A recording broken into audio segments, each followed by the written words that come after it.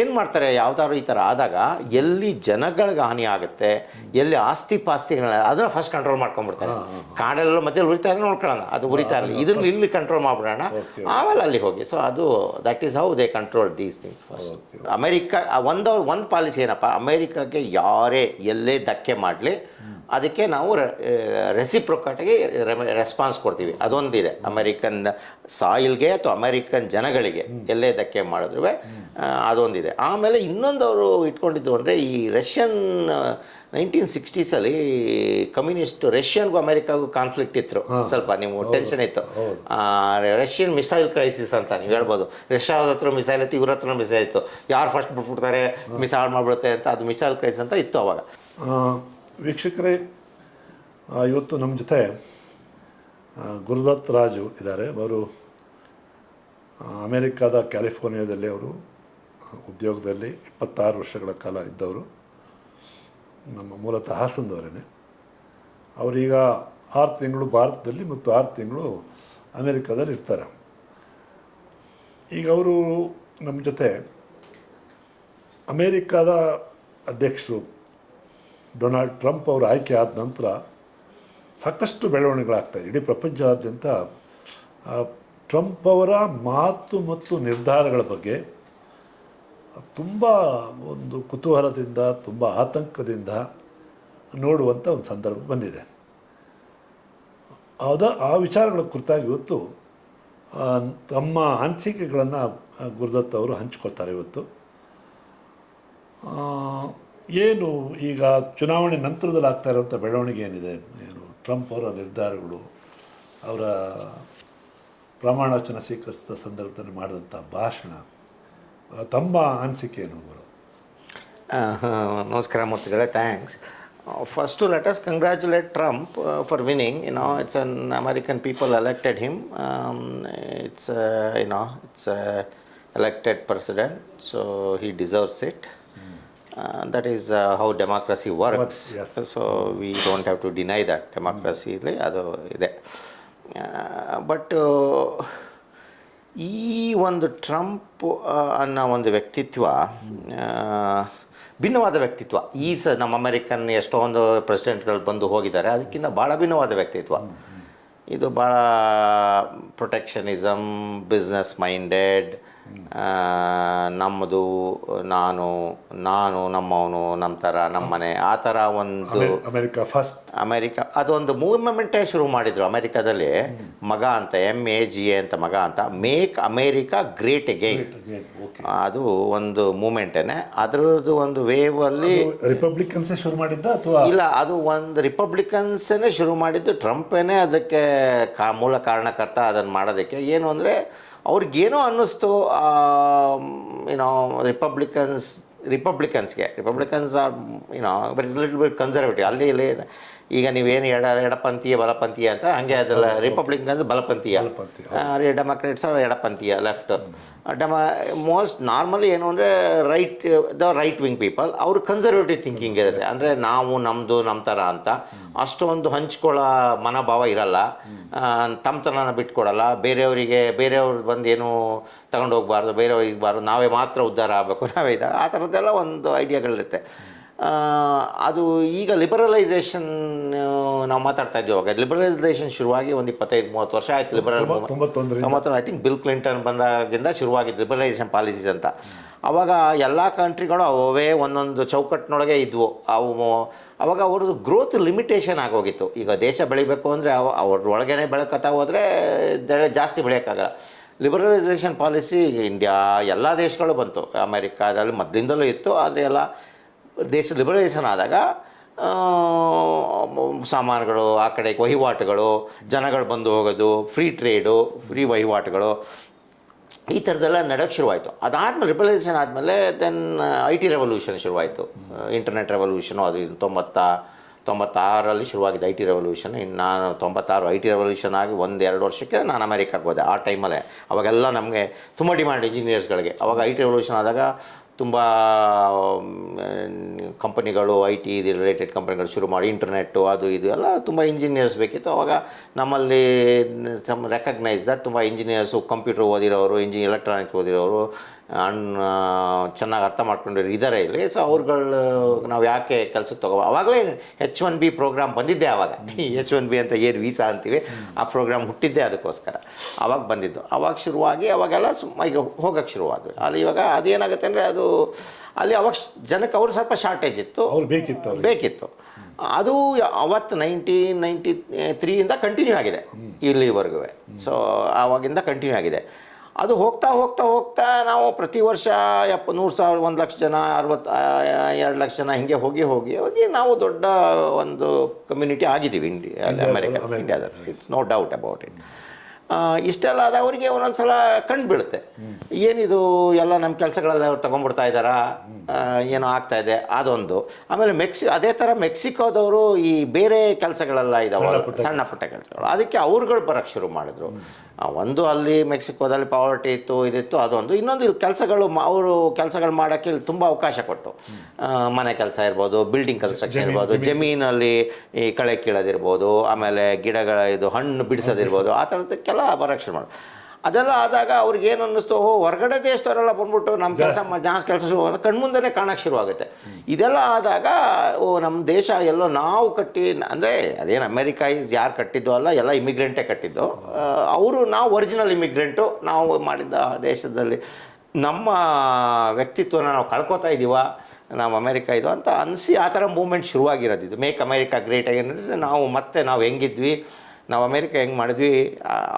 Of course ಈಗ world war 1 world war 2 ಎಲ್ಲ ಆದಾಗ, ಇಂಡಸ್ಟ್ರಿಯಲ್ ರೆವಲ್ಯೂಷನ್ ಎಲ್ಲ ಆದಾಗ ಅವಾಗೇನು ಇಮಿಗ್ರೆಂಟ್ಸ್ ಇರಲಿಲ್ಲ. ಹೇಳ್ತೀನಿ ಕೇಳಿ, ಅವಾಗೇನು ನಾವೇನು ಇಂಡಿಯನ್ಸ್ ಏನೋ ಬೆರಳು ಎಣಿಕೆ ಅಷ್ಟಿದ್ವಿ. ಮೆಕ್ಸಿಕೋದವ್ರು ಬೆಳ್ಳಗೆ ಆವಾಗ ಅವರು ಏರೋಪ್ಲೇನು, ಟ್ಯಾಂಕು, ವರ್ಲ್ಡ್ ವಾರ್ 2 ಬೇಕಾಗೋಷ್ಟು ಎಲ್ಲ ಬಿಲ್ಡ್ ಮಾಡಿದರು, ಹೈವೇಸ್ ಬಿಲ್ಡ್ ಮಾಡಿದರು, ಏರ್ಪ್ಲೇನ್ಸ್ ಕಟ್ಟಿದ್ರು, ಎಲ್ಲ ಮಾಡಿದರು. ಚೆನ್ನಾಗಿ ತುಂಬ technology ಕಂಡುಹಿಡಿದ್ರು, rocket ಕಂಡುಹಿಡಿದ್ರು, atom bomb ಕಂಡುಹಿಡಿದ್ರು.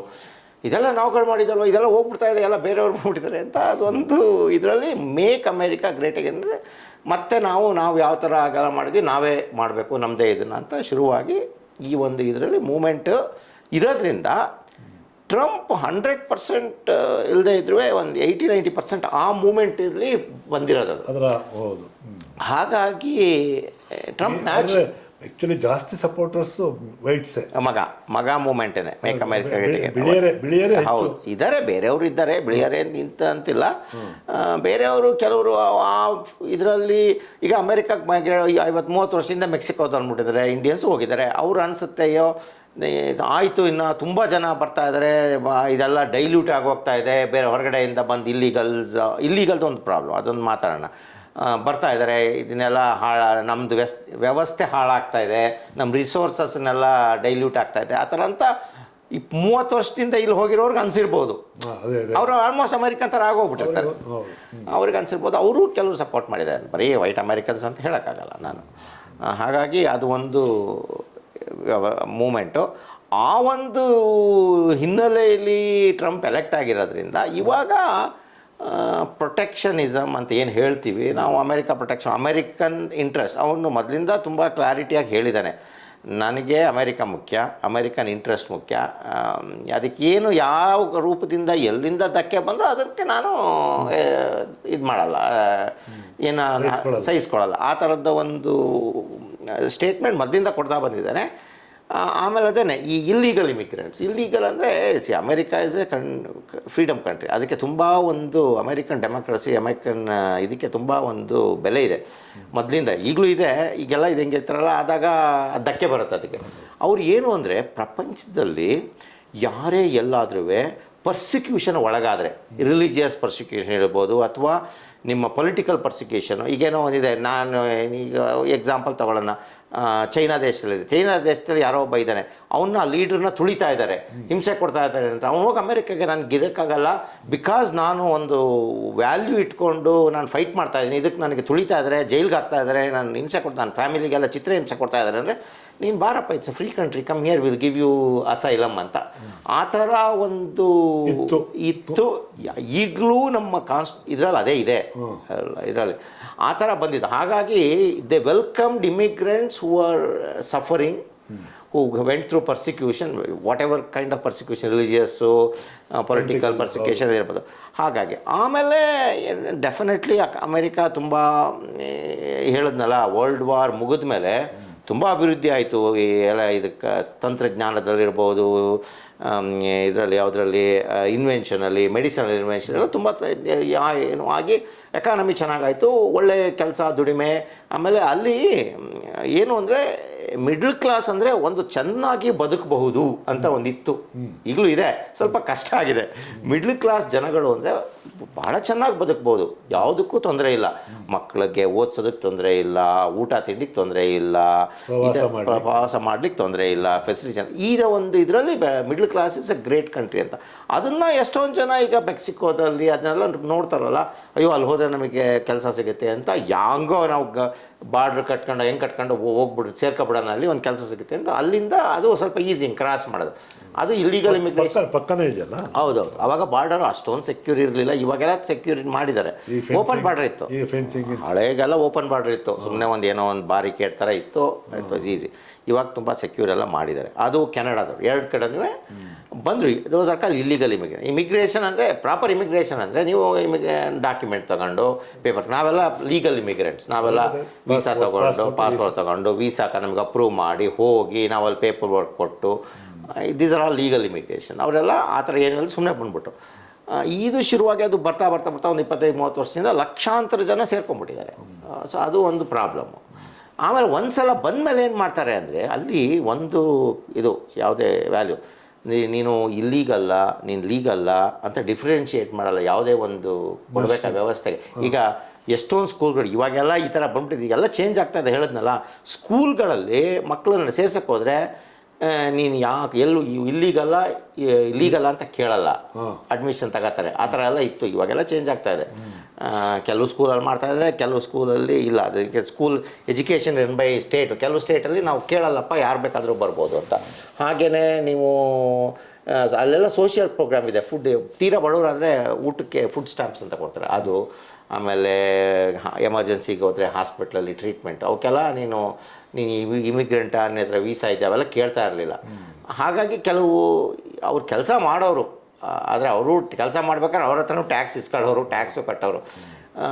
But ಈ ನಮ್ಮದು ಸೋಷಿಯಲ್ ಪ್ರೋಗ್ರಾಮ್ಗಳೆಲ್ಲ ಇದಲ್ಲ, ಗೌರ್ಮೆಂಟ್ ಖರ್ಚು ಮಾಡೋದು ಎಜುಕೇಷನ್ಗೆ ಅಥವಾ ಹೆಲ್ತ್ ಕೇರ್ಗೆ, ಅದಕ್ಕೆಲ್ಲ ಅದು ಅವ್ರಿಗೂ ನಾವು ಕೊಡ್ತಾಯಿದ್ದೀವಿ ದುಡ್ಡು, ಅದೆಲ್ಲ ತುಂಬ ಜಾಸ್ತಿ ಆಗ್ತದೆ. ಆ ಥರದ್ದೆಲ್ಲ ಒಂದು ಶುರುವಾಯಿತು.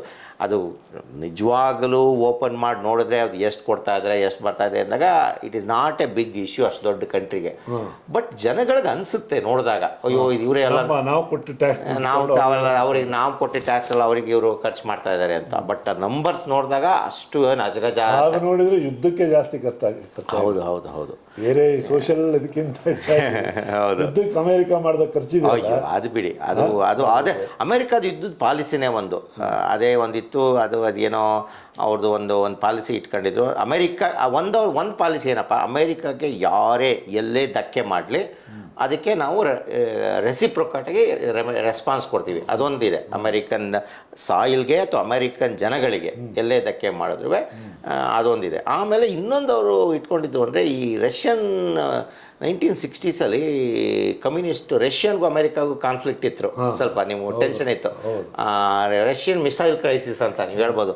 ರಷ್ಯಾದ ಹತ್ರ ಮಿಸೈಲ್ ಇತ್ತು, ಇವ್ರ ಹತ್ರ ಮಿಸೈಲ್ ಇತ್ತು, ಯಾರು ಫಸ್ಟ್ ಬಿಟ್ಬಿಡ್ತಾರೆ, ಮಿಸೈಲ್ ಮಾಡಿಬಿಡುತ್ತೆ ಅಂತ, ಅದು ಮಿಸೈಲ್ ಕ್ರೈಸಿಸ್ ಅಂತ ಇತ್ತು ಅವಾಗ ರಷ್ಯಾದವರು ಕ್ಯೂಬಲ್ಲಿ ಮಿಸೈಲ್ ಎಲ್ಲ ಇದು ಮಾಡಿದ್ರು. ಅದು ಆಲ್ ದೋಸ್. ಅವಾಗ ಏನಾಯಿತು ಅಂದರೆ ಅಮೆರಿಕ ಶುರು ಮಾಡ್ತು, ಈ ಕಮ್ಯುನಿಸ್ಟ್ ಅಂತ ಒಂದು ನಾವು ದೇಶದ ಎಲ್ಲ ಕಂಟ್ರಿಗಳು ಕಮ್ಯುನಿಸ್ಟ್ ಬೆಳ್ಕೊಂಬಿಟ್ರೆ ನಮಗೆ ತೊಂದರೆ ಆಗುತ್ತೆ. ಅವರೆಲ್ಲ ಒಟ್ಟುಗೂಡ್ಕೊಂಬಿಟ್ಟು ನಮ್ಮಲ್ಲಿ ನಾಳೆ ದಿನ ನಮ್ಮ ಮತ್ತೆ ಮಾಡು. ಅದಕ್ಕೆ ಅವ್ರೇನು ಮಾಡಿದ್ರು, ಎಲ್ಲೆಲ್ಲಿ ಕಮ್ಯುನಿಸ್ಟ್ಗಳಿದ್ದಾವೆ ಇದಿದೋ ಅವಕ್ಕೆ ಅಪೋಸ್ ಮಾಡೋದು, ಅವರುಗಳಿಗೆ ವಿಯೆಟ್ನಾಮ್ಗೆ ಈ ಥರ. ಅದೇ ಚೈನಾಗೆ ಒಂದಕ್ಕೇನು ಮಾಡೋಕ್ಕಾಗಲ್ಲ, it's a big mega country, oppose ಮಾಡೋದು ಈ ಥರ ಮಾಡಿ ಎಲ್ಲಿ ಕಮ್ಯುನಿಸ್ಟ್ಗಳು ಈಗ ರಷ್ಯಾದವ್ರು ಹೋಗಿ ಅವ್ರ ಕೈ ಹಾಕಿ ಆ ಗೌರ್ಮೆಂಟ್ನ ಅವ್ರ ಪರವಾಗಿ ತೊಗೊಳೋದಿರುತ್ತೆ, ಫೇವರ್ ಮಾಡ್ತಾರೆ, ಅದಕ್ಕೆಲ್ಲ ಕೈ ಹಾಕೋದು. ಅದೆಲ್ಲ ಇಂಡಿಯಾಗೆ ಚೈನಾಗೆ ಮಾಡೋಕ್ಕಾಗಲ್ಲ, ಬೇಕಾದ್ರೆ ಭಾಳ ದೊಡ್ಡ ದೇಶ ಇದು. ಹೌದು, ಇಂಡಿಯಾ ಚೈನಾ ಭಾಳ ದೊಡ್ಡ ದೇಶ, ಅದರದ್ದೇ ಆದ ಒಂದು ಇದಿದೆ. ಹಾಗಾಗಿ ಇಂಥ ದೇಶಗಳಿಗೆ ಅವ್ರು ಮುಟ್ಟಕ್ಕಾಗಲ್ಲ ಏನೇ ಆದರೂ ಅಮೆರಿಕ, ಅದು ಅವ್ರ ಪ್ರಯತ್ನವೂ ಮಾಡಲ್ಲ, ಅದು ತುಂಬ ಇದು. ಬೇರೆ ಸಣ್ಣ ಸಣ್ಣ ದೇಶಗಳೆಲ್ಲ ಮಾಡಿ ಈ ಥರ ಎಲ್ಲ ಮಾಡಿದೆ. ಹಾಗಾಗಿ ವಾರಿಗೆ ಆಯಿತು. ಅದಾದಮೇಲೆ ಈಗ 9/11 ಆದಮೇಲೆ ಇದರದ್ದು ಟೆರರಿಸ್ಟು ಅದರದಕ್ಕೆ ತುಂಬ ಇರಾಕು, ಇರಾನು, ಆಫ್ಘಾನಿಸ್ತಾನು ಇದಕ್ಕೆಲ್ಲ ಫಂಡಮೆಂಟಲ್ ಅದಕ್ಕೆ ಆಯಿತು. ಸೊ ಈ ಥರ ಒಂದು ಇದಾಗಿ ತುಂಬ ಖರ್ಚು ಮಾಡಿದ್ದಾರೆ. ಅದೊಂದು ವಾರ್ ಪಾಲಿಸಿ ಇದೆ. ಇವಾಗ ಆ್ಯಕ್ಚುಲಿ ಟ್ರಂಪು ನಿನ್ನೆ ಬಂದಮೇಲೆ ಅದು ಒಂದು ಸ್ಟೇಟ್ಮೆಂಟು ಏನು ಅಂದರೆ, ನಾವು ಎಲ್ಲೂ ವಾರ್ ಮಾಡೋಕ್ಕೆ ಹೋಗಲ್ಲ, ನೀವೇನಾದ್ರು ಹಾಳಾಗೋಗಿ. ಈಗ ಏನು ಅಂದರೆ ಫಸ್ಟು ಈಗ ವಿಯೆಟ್ನಾಮಲ್ಲಿ ಪೋಲ್ಪಟ್ ಅಂತ ಇದು ಕಾಂಬೋಡಿಯಾ ಗೊತ್ತಲ್ಲ, ಅವನು ಎಷ್ಟೋ ಜನನ ಕೊಲೆ ಮಾಡಿ ಮರ್ಡ್ರ್ ಮಾಡಿ ಪೋಲ್ಪಾಟ್ ಅಂತ ಆ ಥರ ಏನಾರು ಆದರೆ ಅಮೇರಿಕ ಹ್ಯುಮ್ಯಾನಿಟೇರಿಯನ್ ಇದ್ರ ಮೇಲೆ ಹೋಗ್ಬಿಟ್ಟು ಅವನನ್ನು ಇಳಿಸೋದಾಗಲಿ, ಅವನು ವಾರ್ ಮಾಡಿ ಕಿತ್ತಾಕೋದಾಗಲಿ ಇನ್ನೊಂದೆಲ್ಲ ಮಾಡೋರು, ಅಥವಾ ಅವನಿಗೆ ಅಗೇನೆಸ್ಟ್ ಗೊರಿಲ್ಲಾ ಗ್ರೂಪ್ ಇರಾಕಲ್ಲೂ ಮಾಡಿದ್ರು, ಅದು ಆ ಥರ ಎಲ್ಲ ಮಾಡೋರು. ಈಗ ಟ್ರಂಪ್ ಹೇಳ್ಬಿಟ್ಟಿದ್ದಾನೆ, ನಿಮ್ಮ ಡಿಕ್ಟೇಟರಾರ ಇಟ್ಕೊಳ್ಳಿ, ನೀವು ಅವ್ನು ನಿಮ್ಮ ಹೊಡ್ಕೊಂಡಾರ ಹೋಗ್ಲಿ ತಿನ್ಕೊಳ್ಳೋಗಿ, ನಾವಂತೂ ನಿಮ್ಮ ಪರವಾಗಿ ಬಂದು ವಾರ್ ಮಾಡಲ್ಲ, ನಮ್ಮ ದುಡ್ಡು ಖರ್ಚು ಮಾಡಿ ನಿಮಗೆ ಅದು ಒಂದು ಅಂದರೆ ಪ್ರಪಂಚದಲ್ಲಿ ಏನಾರ ಆಗಲಿ ನಾನು ತಲೆ ಕೆಡಿಸ್ಕೊಳ್ಳಲ್ಲ, ನಮ್ಮ ಮನೆ ನಾನು ನೋಡ್ಕೊತೀನಿ ಅಂತ ಒಂದು ಇಂಡೈರೆಕ್ಟ್ ಆಗಿ ಅಪೀಲ್ ಆಗುತ್ತೆ. ಅವ್ರು ಏನು ಅಯ್ಯೋ ಅಲ್ಲೆಲ್ಲ ಹೋಗಿ ನಮ್ಮ ದುಡ್ಡನ್ನು ಕರ್ಕೊಂಡು ನಮ್ಮ ಜನ ಕಳಿಸಿ ನಮ್ಮ ಹೋಗಿ ಅವ್ರು ಸತ್ತೋಗ್ಬೇಕು ಅವ್ರ ಕಾಜಿಗೋಸ್ಕರ ನಾವ್ಯಾಕೆ ಅಂತ. But when it think globalisation ಅಂತ ಒಂದು ಆದಾಗ ಹ್ಯುಮ್ಯಾನಿಟೇರಿಯನ್ ಇದರಲ್ಲಿ ಎಲ್ಲೋ ಒಂದು ಕಡೆ ಅಟ್ರಾಸಿಟಿ ನಡೀತಾ ಇದ್ರೆ ಅಂದರೆ ಅದನ್ನು ತಪ್ಪಿಸೋದು ಧರ್ಮ, ಎಲ್ಲದೂ ಧರ್ಮ, ಅದು ಹ್ಯುಮ್ಯಾನಿಟೇರಿಯನ್ ಧರ್ಮ. ಆದರೆ ಅದರಲ್ಲಿ ಎಷ್ಟು ಕೆಲವು ಅದರಲ್ಲೆಲ್ಲ ಪೊಲಿಟಿಕ್ಸ್ ಇದಾಗಿದೆ, ಎಲ್ಲ ಕಡೆ ಕರೆಕ್ಟಾಗಿ ಆಗುತ್ತೆ ಅಂತ ಹೇಳೋಕ್ಕಾಗಲ್ಲ. ಬಟ್ ಅದೊಂದು ಧರ್ಮ, ಆ ಒಂದು ಧರ್ಮದಲ್ಲಿ ನಡೀತಾ ಇತ್ತು. ಇವಾಗ ಬೇಡ, ನಮಗೆ ಆ ಧರ್ಮನೇ ಬೇಡ, ನೀವು ಹೆಂಗಾರು ಮಾಡ್ಕೊಳ್ಳಿ. ಅದೇ ಥರ ಕ್ಲೈಮೇಟ್ ಚೇಂಜು, ಅವನು ಹೇಳ್ತಾನೆ ನೀವು ಕ್ಲೈಮೇಟ್ ಚೇಂಜಿಗೆ ಕಂಟ್ರೋಲ್ ಮಾಡಬೇಕಿತ್ತು, ನಾವು ಹೆಂಗೆ ಬೇಕಂಗೆ ನಾವು ಮಾಡ್ಕೊತೀವಿ, ನಾವು ಕೋಲ್ ಬರ್ನಿಂಗ್ ಅಂತಿದೆಯಲ್ಲ, ನಾವು ಕೋಲ್ ಬರ್ನಿಂಗ್ ಅದು that is what carbon emission, ಉದ್ಯೋಗ ಸಮಸ್ಯೆ ಆಗುತ್ತೆ. ಹೌದು, ಕಾರ್ಬನ್ ಎಮಿಷನ್ ಕಂಟ್ರೋಲ್ಗೆ ತುಂಬ ಅದಕ್ಕೆ ಇದು ಮಾಡಬೇಕು, ಇನ್ವೆಸ್ಟ್ಮೆಂಟ್ ಮಾಡಬೇಕು. ಕಾರ್ಬನ್ ಎಮಿಷನ್ ಕಮ್ಮಿ ಮಾಡಬೇಕಾದ್ರೆ ದುಡ್ಡು ಆಗುತ್ತೆ, ಖರ್ಚಾಗುತ್ತೆ, ಹಣ ಕೇಳ್ತಾ ಇದ್ದಾರೆ. ನಾವು ಅದಕ್ಕೂ ಸಂಬಂಧ ಇಲ್ಲ, ನಮ್ಮ ಕಾರ್ಬನ್ ಎಮಿಷನ್ ನಾವು ಹೆಂಗಾರು ಮಾಡ್ಕೊತೀವಿ, ನಿಮಗುಂಟು ಎಲ್ಲ. ಏನಾಗುತ್ತೆ ಅಂದರೆ ಪ್ಯಾರಿಸ್ ಕ್ಲೈಮೇಟು ಒಂದು ಆಗಿ ಎಲ್ಲರೂ ಒಟ್ಟಿಗೆ ಕ್ಲೈಮೇಟನ್ನು ಫೈಟ್ ಮಾಡೋಣ ಅಂತ ಆಗಿತ್ತು, ಅದಕ್ಕೂ ಇಲ್ಲ. ಈ ಥರ ಒಂದು ಮೂಮೆಂಟ್ಗಳು ಶುರುವಾಗಿದೆ. ಅದು ಪ್ರೊಟೆಕ್ಷನಿಸಮ್ಮೇ ಬೇಸಿಕಲಿ ಅಮೇರಿಕಾ ಫಸ್ಟ್ ಅಲ್ಲ. ನನಗೆ ಇದೀಗ ಲಾಸ್ ಏಂಜಲ್ಸಲ್ಲೇ ಇದಾಯ್ತಲ್ಲ, ಅಗ್ನಿ ಅವಘಡ ಆಯ್ತಲ್ಲ, ಅದಾದಮೇಲೆ ಅವರು ಅಧ್ಯಕ್ಷ ಪ್ರಮಾಣವಚನ ಸ್ವೀಕಾರ ಮಾಡಿದರು ಟ್ರಂಪ್ ಅವರು. ಅಷ್ಟು ದೊಡ್ಡ ದುರಂತ ಆಯಿತು. ಒಂದು ಬಹುಶಃ 25-30 ಜನ ತೀರೋದ್ರು ಅಂತ ಅನಿಸುತ್ತೆ. ಒಂದು ವಿಷಾದ ಕಾಣಲಿಲ್ವಲ್ಲ ಅವತ್ತು ಪ್ರಮಾಣ ಸ್ವೀಕಾರ ಮಾಡಿದ್ದು? ಅದೇ ಅದ್ರ ಮಧ್ಯದಲ್ಲಿ ದಿಸ್ ಇಸ್ ಅಗೈನ್ ಅಲ್ಲ, ಅವ್ರ ಸ್ಟೇಟ್ಮೆಂಟನ್ನು ಕೊಟ್ಟಿದ್ದಾನೆ, ಒಂದು ಅಫಿಷಿಯಲ್ ಸ್ಟೇಟ್ಮೆಂಟ್ ಹೋಗಿರದೆ. ಆಮೇಲೆ ಅವ್ರಿಗೆಲ್ಲ ಆದವ್ರಿಗೆ ಫೆಡ್ರಲ್ ಏಡ್ ಅಂತ ಏನು ಅದೆಲ್ಲ ಕೊಟ್ಟಿದ್ದಾರೆ, ಅದೆಲ್ಲ ಬರ್ತಾ ಇದೆ. ಬಟ್ ಅಗೈನ್ ಟ್ರಂಪ್ ಆ ವ್ಯಕ್ತಿತ್ವ ಇದೆಯಲ್ಲ, ಇಟ್ಸ್ ಎ ಡಿಫ್ರೆಂಟ್ ವ್ಯಕ್ತಿತ್ವ. ಪೆಟಿ ಪಾಲಿಟಿಕ್ಸ್ ಆಲ್ಸೋ, ಅವನ ವ್ಯಕ್ತಿತ್ವ ಸಣ್ಣತನದ ವ್ಯಕ್ತಿತ್ವ, ಪೆಟಿ ಪಾಲಿಟಿಕ್ಸ್. ಅಯ್ಯೋ ಅವ್ರನ್ನ ಅಲ್ಲಿ ಯಾಕೆ ಅಂದರೆ California is a democratic state, traditional. ಟ್ರಂಪಿಗೆಲ್ಲ ಯಾರು ಡಬ್ಬಿದ್ರು ಟ್ರೆಡಿಷನಲಿ. ರೊನಾಲ್ಡ್ ರೇಗನ್ ಇದ್ನಲ್ಲ ಅವಾಗಷ್ಟೇ, that is they supported for Ronald Reagan. ಅವಾಗಿಂದ ಡೆಮೊಕ್ರಾಟ್ಸು ಒಂದು very liberal state, they oppose everything. ಹಾಗಾಗಿ ಅಯ್ಯೋ ನೀವು ಲಿಬರಲ್ಲು, ನಮ್ಮ ಡೆಮೊಕ್ರಾಟ್ಸು, ನಿಮಗೆ ನಾವು ಒಂಥರ ಪೆಟಿ ಪಾಲಿಟಿಕ್ಸ್, ಆ ಒಂದು ವ್ಯಕ್ತಿತ್ವವನ್ನು ಇದೆ ಪೆಟಿ ಪಾಲಿಟಿಕ್ಸ್. ಅವರಿಗೆ ಬೈಯೋದು ಆ ಪ್ರಮಾಣದ ನೋವಾದಾಗ ಅಟ್ಲೀಸ್ಟ್ ಒಂದು ಸಿಂಪತಿ ಕೂಡ ಕರೆಕ್ಟಾಗಿ ವ್ಯಕ್ತಪಡಿಸ್ತೀವಿ. ಹೌದು, ಇದೆ ಪೆಟಿ ಪಾಲಿಟಿಕ್ಸ್ ಇದೆ. ಬೇರೆಯವರಾಗಿದ್ದರೆ ಸ್ಪಾಟಿಗೆ ಇನ್ಸ್ಪೆಕ್ಷನ್ಗೆ ಹೋಗಿ ನೋಡಿ ಅದೆಲ್ಲ ಮಾಡಿ, ಅದೆಲ್ಲ ದೇಶದ ಜನರು ಆ ಪ್ರಮಾಣದ ಸಫರಿಂಗ್ ಇದ್ದಾಗ ತಕ್ಷಣ ಸ್ಪಾಟಿಗೆ ಪೆಟಿ ಪಾಲಿಟಿಕ್ಸ್ ಇದೆ. ಆಮೇಲೆ ಲೂಸ್ ಸ್ಟೇಟ್ಮೆಂಟ್ಸ್ ಇದೆ. ಆದರೆ ಏನಪ್ಪ ಅಂದರೆ ಒಂದಂತೂ ಯಾತಕ್ಕೆ ನಾವುಗಳು ಆಗ್ತೀವಿ ಅಥವಾ ಅಮೇರಿಕನ್ ಸಿಟಿಸನ್ಸು ಅಷ್ಟೊಂದು ಈಗ ಎಲ್ಲರೂ ಈಗ ಏನು ಅಂದರೆ ಅವನಿಗೂ 50% ವೋಟ್ ಬಂದಿದೆ, ಒಂದು 4% ಜಾಸ್ತಿ ಬಿದ್ದಿದೆ ಓಟು ಇದಕ್ಕೆ ನೋಡ್ಕೊಂಡ್ರೆ. ಅಂದರೆ ಎಲ್ಲ ಅಮೇರಿಕನ್ಸ್ ಎಲ್ಲ ಏನು ಓಟ್ ಹಾಕಿಲ್ಲ, ಅಪೋಸ್ ಮಾಡೋರು 50% ಜನ ಇದ್ದಾರೆ, 48 ಎಷ್ಟೋ, I don't know the number, exact number, but ಒಂದು 3% ಜಾಸ್ತಿ ಇದೆ ಅವನಿಗೆ. ಆದರೆ ಅವರೆಲ್ಲ ಆದವ್ರು ಏನು ಅಷ್ಟೊಂದು ತಲೆ ಕೆಡಿಸ್ಕೊಳ್ಳಲ್ಲ ಅಮೇರಿಕನ್ಸ್. ಯಾಕೆ ಅಂದರೆ American system will never allow any president to become a dictator. Never allow, it is not possible. ಹಂಗಿದೆ ನಮ್ಮ ರೂಲ್ಸು, ಪಾಲಿಸೀಸು, ಸ್ಟ್ರಕ್ಚರು. ಅವನೊಂದು ಡಿಕ್ಟೇಟರ್ಶಿಪ್ಪಲ್ಲಿ ನಡೆಸೋಕ್ಕೆ ಸಾಧ್ಯನೇ ಇಲ್ಲ. ಅದೇ ಕೆಲವು ಪ್ರೆಸಿಡೆನ್ಸಿಗೆ ಕೆಲವು ಪವರ್ ಇರುತ್ತೆ, ಅದನ್ನು ಮಾಡ್ಬೋದು. ಈಗ ನೋಡಿ, ಅವರು ಬಂದ ತಕ್ಷಣ ಮೇಕ್ ಅಮೆರಿಕಾ ಗ್ರೇಟ್ ಅಂತ ಅದರಲ್ಲಿ ಹೇಳಿದ್ದ, ಅಮೆರಿಕಾದಲ್ಲಿ ಯಾರು ಬಂದುಬಿಡ್ತಾರೆ, ಇಲ್ಲಿ ಎಲ್ಲ ಮಕ್ಕಳು ಮಾಡ್ಕೊಂಡ್ಬಿಡ್ತಾರೆ, ಅವ್ರಿಗೆಲ್ಲ ಅಮೆರಿಕನ್ ಸಿಟಿಸನ್ಶಿಪ್ ಬೈ ಬರ್ತ್ ಅಂತ. ಅದು ಕಾನ್ಸ್ಟಿಟ್ಯೂಷನಲ್ಲಿ ಡಿಫೈನ್ ಆಗಿದೆ. ಏನಂತ ಅಮೆರಿಕನ್ ಸಾಯಿಲಲ್ಲಿ ಬಂದು ಹುಟ್ಟಿದ್ರೆ ಮಗು ಯಾರು ಹುಟ್ಟುತ್ತೆ ಅದಕ್ಕೆ ಅಮೆರಿಕನ್. ಅವನು ವಲಸೆಯಿಂದ ಬಂದವನಾಗಿರ್ಬೋದು. ಆದರೆ ಅದರಲ್ಲಿ ಒಂದು ಏನು, ಎಲ್ಲ ಕಾನ್ಸ್ಟಿಟ್ಯೂಷನ್ ಬರೀಬೇಕಾದ್ರೂ ಏನಾದರೂ ಒಂದು ಸಣ್ಣದು ತಪ್ಪೋಗಿರ್ಬೋದು ಅಥವಾ ಲೂಪ್ ಹೋಲ್ಸ್ ಇರ್ಬೋದು. ಅದರಲ್ಲಿ ಏನಾಗುತ್ತೆ ಅಂದರೆ, ಯಾರು ಬಂದು ವಲಸೆ ಬಂದರು ಅಂತ ಡೆಫಿನಿಷನ್ ಇಲ್ಲ. ವಲಸೆಗಾರರು ಯಾರು ಅನ್ನೋದಕ್ಕೆ ಡೆಫಿನಿಷನ್ ಇಲ್ಲ. ಇಲ್ಲೀಗಲು ವಲಸೆಗಾರನೇ, ಲೀಗಲು ವಲಸೆಗಾರನೇ. See they have not differentiated there. ಅವರು ಡಿಫ್ರೆನ್ಶಿಯೇಟ್ ಮಾಡಿಲ್ಲ. ಇವರು ಇಂಟರ್ಪ್ರಿಟೇಷನ್ ಏನು, ಇವನು ಟ್ರಂಪ್ ಲಾಯರ್ಗಳು ಇವೆಲ್ಲ ಲಾಯರ್ ಇಟ್ಕೊಂಡೇ ಮಾಡೋದು. ಅಷ್ಟು ಸುಲಭವಾಗಿ ಟ್ರಂಪ್ಗಳೆಲ್ಲ ಮಾಡಲ್ಲ. ಅವರು they have a big lawyers ಇಟ್ಕೊಂಡು ಮಾಡ್ಬೋದಾ ಅಂತ ಕೇಳ್ತಾನೆ. ಅವರು ಹೇಳೋ ನಾವು ಇಂಟರ್ಪ್ರಿಟೇಷನ್ ನಾವು ಹಿಂಗೆ ಇಂಟರ್ಪ್ರಿಟ್ ಮಾಡ್ಕೊಳ್ಳೋಣ. ಸೊ ಹಾಗಾಗಿ ಅದನ್ನು ಎಕ್ಸಿಕ್ಯೂಟಿವ್ ಆರ್ಡರ್ ಕೊಟ್ಟ. ಇಮಿಡಿಯೇಟ್ ಒಂದು ವಾರದಲ್ಲೇ ಫೆಡ್ರಲ್ ಜಡ್ಜ್, ನಮ್ಮದ್ರಲ್ಲಿ ಫೆಡ್ರಲ್ ಕೋರ್ಟ್ ಸಿಸ್ಟಮ್ ಅಂತ ಇದೆ, ಸುಪ್ರೀಂ ಕೋರ್ಟು, ಡಿಸ್ಟ್ರಿಕ್ಟ್ ಕೋರ್ಟ್ಸು ಆ ಥರ ಎಲ್ಲ, ಆಮೇಲೆ ಕೋರ್ಟ್ಸ್ ಆಫ್ ಅಪೀಲ್ ಆ ಥರ ಎಲ್ಲ ಇದೆ. ಅದು he said this is while this is definitely against constitution. ನಮ್ಮ ಹೈಕೋರ್ಟ್ ಥರ ಅಲ್ಲ, ಫೆಡ್ರಲ್ ಕೋರ್ಟ್ ಅಂದರೆ ಫೆಡ್ರಲ್ ಅಂದರೆ ಇದು ದೇಶ, ಒಕ್ಕೂಟಕ್ಕೆ ಒಂದು ಕೋರ್ಟ್ ಸಿಸ್ಟಮ್ ಇದೆ.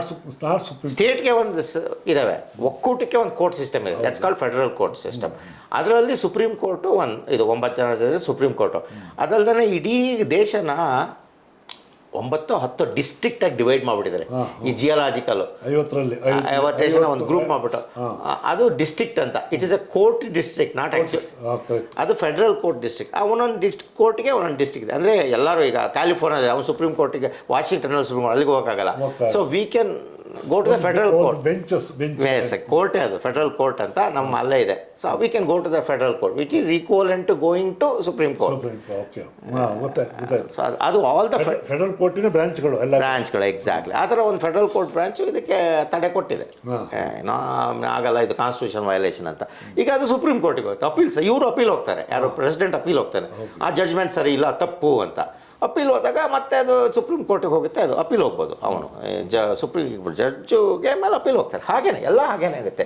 ಈಗ ಇನ್ನೊಂದು ನೆನ್ನೆ ಹೀಗೇನೆ ನೋಡಿ, ಎಷ್ಟು ಮೊನ್ನೆ 3 ದಿವಸದಿಂದನೋ 4 ದಿವಸದಿಂದನೋ ಈ ದುಡ್ಡು ಫೆಡ್ರಲ್ ಗೌರ್ಮೆಂಟ್ ದುಡ್ಡು ಖರ್ಚು ಮಾಡಬೇಕಲ್ಲ, ಸಂಬಳ ಕೊಡಬೇಕು, ಆಮೇಲೆ ಏಡ್ಸು, ಆಮೇಲೆ ಇದನ್ನೆಲ್ಲ ಅವನೇನು ಮಾಡ್ದ, first one of the promise ಅಂದರೆ ನಮ್ಮ ಗೌರ್ಮೆಂಟಲ್ಲಿ ದುಡ್ಡನ್ನ ಖರ್ಚು ಮಾಡ್ತೀವಲ್ಲ ನಾವು ಸಂಬಳಕ್ಕೆ ಅಥವಾ ಇನ್ನೊಂದು ಸ್ಕೀಮ್ಗೆ, ಎಜುಕೇಷನ್ ಇರ್ಬೋದು, ಇದಕ್ಕೆ ಯಾವುದೋ ಯೂನಿವರ್ಸಿಟಿ ಸ್ಕೀಮ್ ಇರ್ಬೋದು, ರೋಡ್ ಸ್ಕೀಮ್ ಇರ್ಬೋದು, ಆಮೇಲೆ ಇನ್ನೆಂಥದ್ದು ಫೆಡರಲ್ ಏಡ್ ಸ್ಕೀಮ್ ಇರ್ಬೋದು, ಆ ಥರದಕ್ಕೆಲ್ಲ ದುಡ್ಡು ಗೌರ್ಮೆಂಟ್ ಖರ್ಚು ಮಾಡುತ್ತಾ ತುಂಬ ಪೋಲಾಗಿ ಹೋಗ್ತಾ ಇದೆ. ನಾನು ಎಲ್ಲ ಹಿಡಿದಿಟ್ಬಿಡ್ತೀನಿ, ಟೈಟ್ ಮಾಡಿಬಿಡ್ತೀನಿ, ಎಲ್ಲ ಪೋಲೆಲ್ಲ ವೇಸ್ಟ್ ಮಾಡಿಬಿಡ್ತೀನಿ ಅಂತ ಒಂದು ಇದು ಸ್ಟೇಟ್ಮೆಂಟ್. ಅದ್ರದ್ದೊಂದಕ್ಕೆ ಅದಕ್ಕೊಂದು ವಿಂಗೇ ಕ್ರಿಯೇಟ್ ಮಾಡಿಬಿಟ್ಟಿದ್ದಾನೆ ಇಲಾನ್ ಮಸ್ಕ್. ನೀವೇನು ಹೇಳಿದ್ರಿ ಪ್ರೊಟೆಕ್ಷನಿಸಮ್ ಅಂತ ಹೇಳ್ತಿದ್ದಲ್ಲ, ಅಲ್ಟಿಮೇಟಾಗಿ ದೇಶಕ್ಕೂ ಹಾನಿ ಆಗೋದು. ಈಗ ಎಲ್ಲ ದೇಶಗಳು ಶುರು ಮಾಡ್ತಾ ಹೊಟ್ಟೋಗ್ತವೆ. ನಾವು ಹೌದಪ್ಪ, ನಾನು ನಿನ್ನ ಜೊತೆ ಸಂಬಂಧ ಇಟ್ಕೊಳ್ಳಲ್ಲ, ನಾನು ಶುರು ಆಗ್ತಾ ಹೋಗ್ತಾರೆ. ನಾವು ಸ್ವಾವಲಂಬಿ ಆಗಬೇಕು ಅನ್ನೋ ಥರ ಯೋಚನೆ ಶುರು ಆಗ್ತಾ ಹೊಟ್ಟೋಗುತ್ತೆ. ಆಗುತ್ತೆ, ಅದು ಆಗುತ್ತೆ. ಅವಾಗ ಏನಾಗುತ್ತೆ ಅಂದರೆ ಬೇರೆ ದೇಶಗಳಿಂದ ವ್ಯವಹಾರ ಮಾಡೋದ್ರಿಂದ ತಾನೇ ಅಮೆರಿಕಕ್ಕೂ ಕೂಡ ಆದಾಯ ಬರೋದು. ಅದು ನಾವು ಕರೆಕ್ಟು. ಈಗ ನಾವು ಪ್ರೊಟೆಕ್ಷನಿಸಮಿಂದ ಲಿಬರಲ್ ಆಗಿ 35-40 ವರ್ಷ ಆಗೋಗ್ಬಿಟ್ಟಿದೆ ಎಲ್ಲ ದೇಶಗಳು, ಫ್ರೀ ಟ್ರೇಡು ಎಲ್ಲ ಆಗಿ. ಈಗ ಇಮಿಡಿಯೇಟಾಗಿ ಹೋದರೆ ಎಲ್ಲ ನಾವು ಒಂದನ್ನು ಇನ್ನೊಂದು ದೇಶದ ಮೇಲೆ ಡಿಪೆಂಡ್ ಆಗಿದ್ವಿ, ಆ ದೇಶ ನಮ್ಮ ಮೇಲೆ ಡಿಪೆಂಡ್ ಆಗಿದೆ ಟ್ರೇಡ್ಗೆ ಅಥವಾ ಇನ್ನೊಂದಕ್ಕೆ, ಅದಕ್ಕೆ ಹೋದಾಗ ಕಷ್ಟ ಆಗುತ್ತೆ, ಡೆಫಿನೆಟ್ಲಿ ಆಗುತ್ತೆ. ಇವರು ಅದನ್ನು ಮೀರಿ ನಾವು ಸಾಧಿಸ್ತೀನಿ ಅಂತ ಹೋದಾಗ ಎಷ್ಟೋ ಒಂದು ಸ್ವಲ್ಪ ದಿನ ಹಿಂಜರಿಬೇಕಾಗತ್ತೆ. ಆಮೇಲೆ ಹಿಂಜರಿದಾಗ ಮತ್ತೆ ವಾಪಸ್ ಮುಂದಕ್ಕೆ ಬರ್ತಾರಾ ಇಲ್ವಾ ಡೌಟ್. ಅದು ಈಗಿನ ಪರಿಸ್ಥಿತಿಲಿ ಈಗ ನಾವು ನೋಡಿ, ಚೈನಾದಲ್ಲಿ ಅವನು ಎಷ್ಟೋ ಬಿಲಿಯನ್ಸು ಮಾಲು ಬರುತ್ತೆ ನಮ್ಮ ಅಮೇರಿಕಾಗೆ.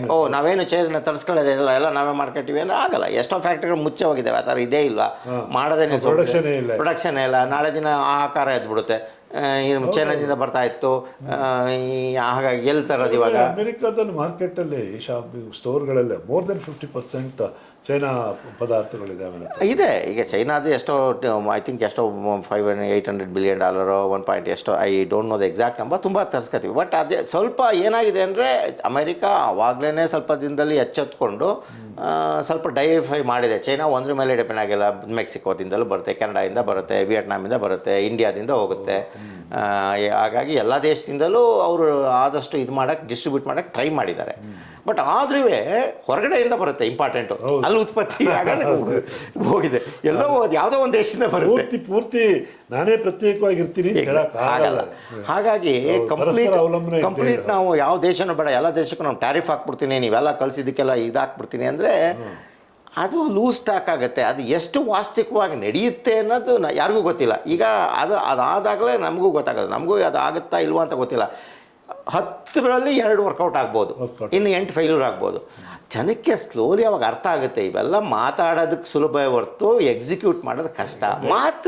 ಮಾತಿಗೆ ವಿಶ್ವ ಅಷ್ಟು ಹೆಣ್ಕೊಂಡಿದೆ ಪರಸ್ಪರ. ಹೌದು.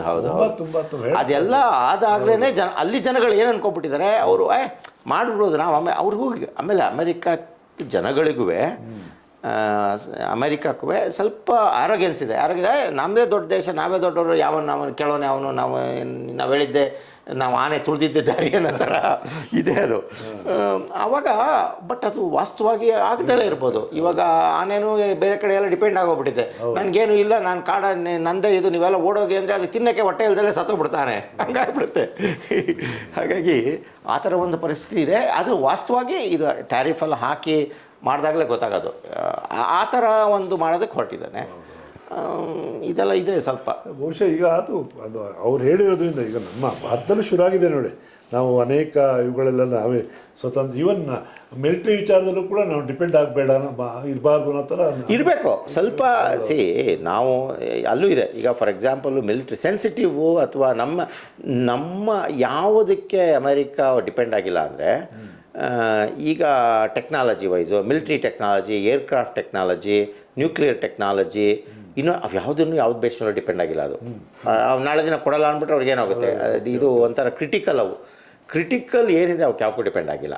ಈಗ ನಾನು ಕ್ರಿಟಿಕಲ್, ಅಯ್ಯೋ ಪಾತ್ರೆ ಬರುತ್ತೆ, ಬಕೆಟ್ ಬರುತ್ತೆ, ಸೋಪ್ ಬರುತ್ತೆ, ಪೇಪರ್ ಬರುತ್ತೆ, ಅವುಗಳು ಓಕೆ, ನಾವು ಅವುಗಳಿಗೆ ಪ್ರೊಡಕ್ಷನ್ ತಳಿಸ್ಕೊಳ್ಳೋದು. ಚೈನಾದಿಂದ ಬರುತ್ತೆ, ನಾಳೆ ಇಲ್ಲ ಅಂದರೂ ನಮ್ಮದೇನು ದೇಶ ಏನು ಬಿದ್ದೋಗಲ್ಲ, ಮುಳುಗೋಗಲ್ಲ ಅಂತ ಆ ಒಂದು ಇದರಲ್ಲಿ ಇದೆ.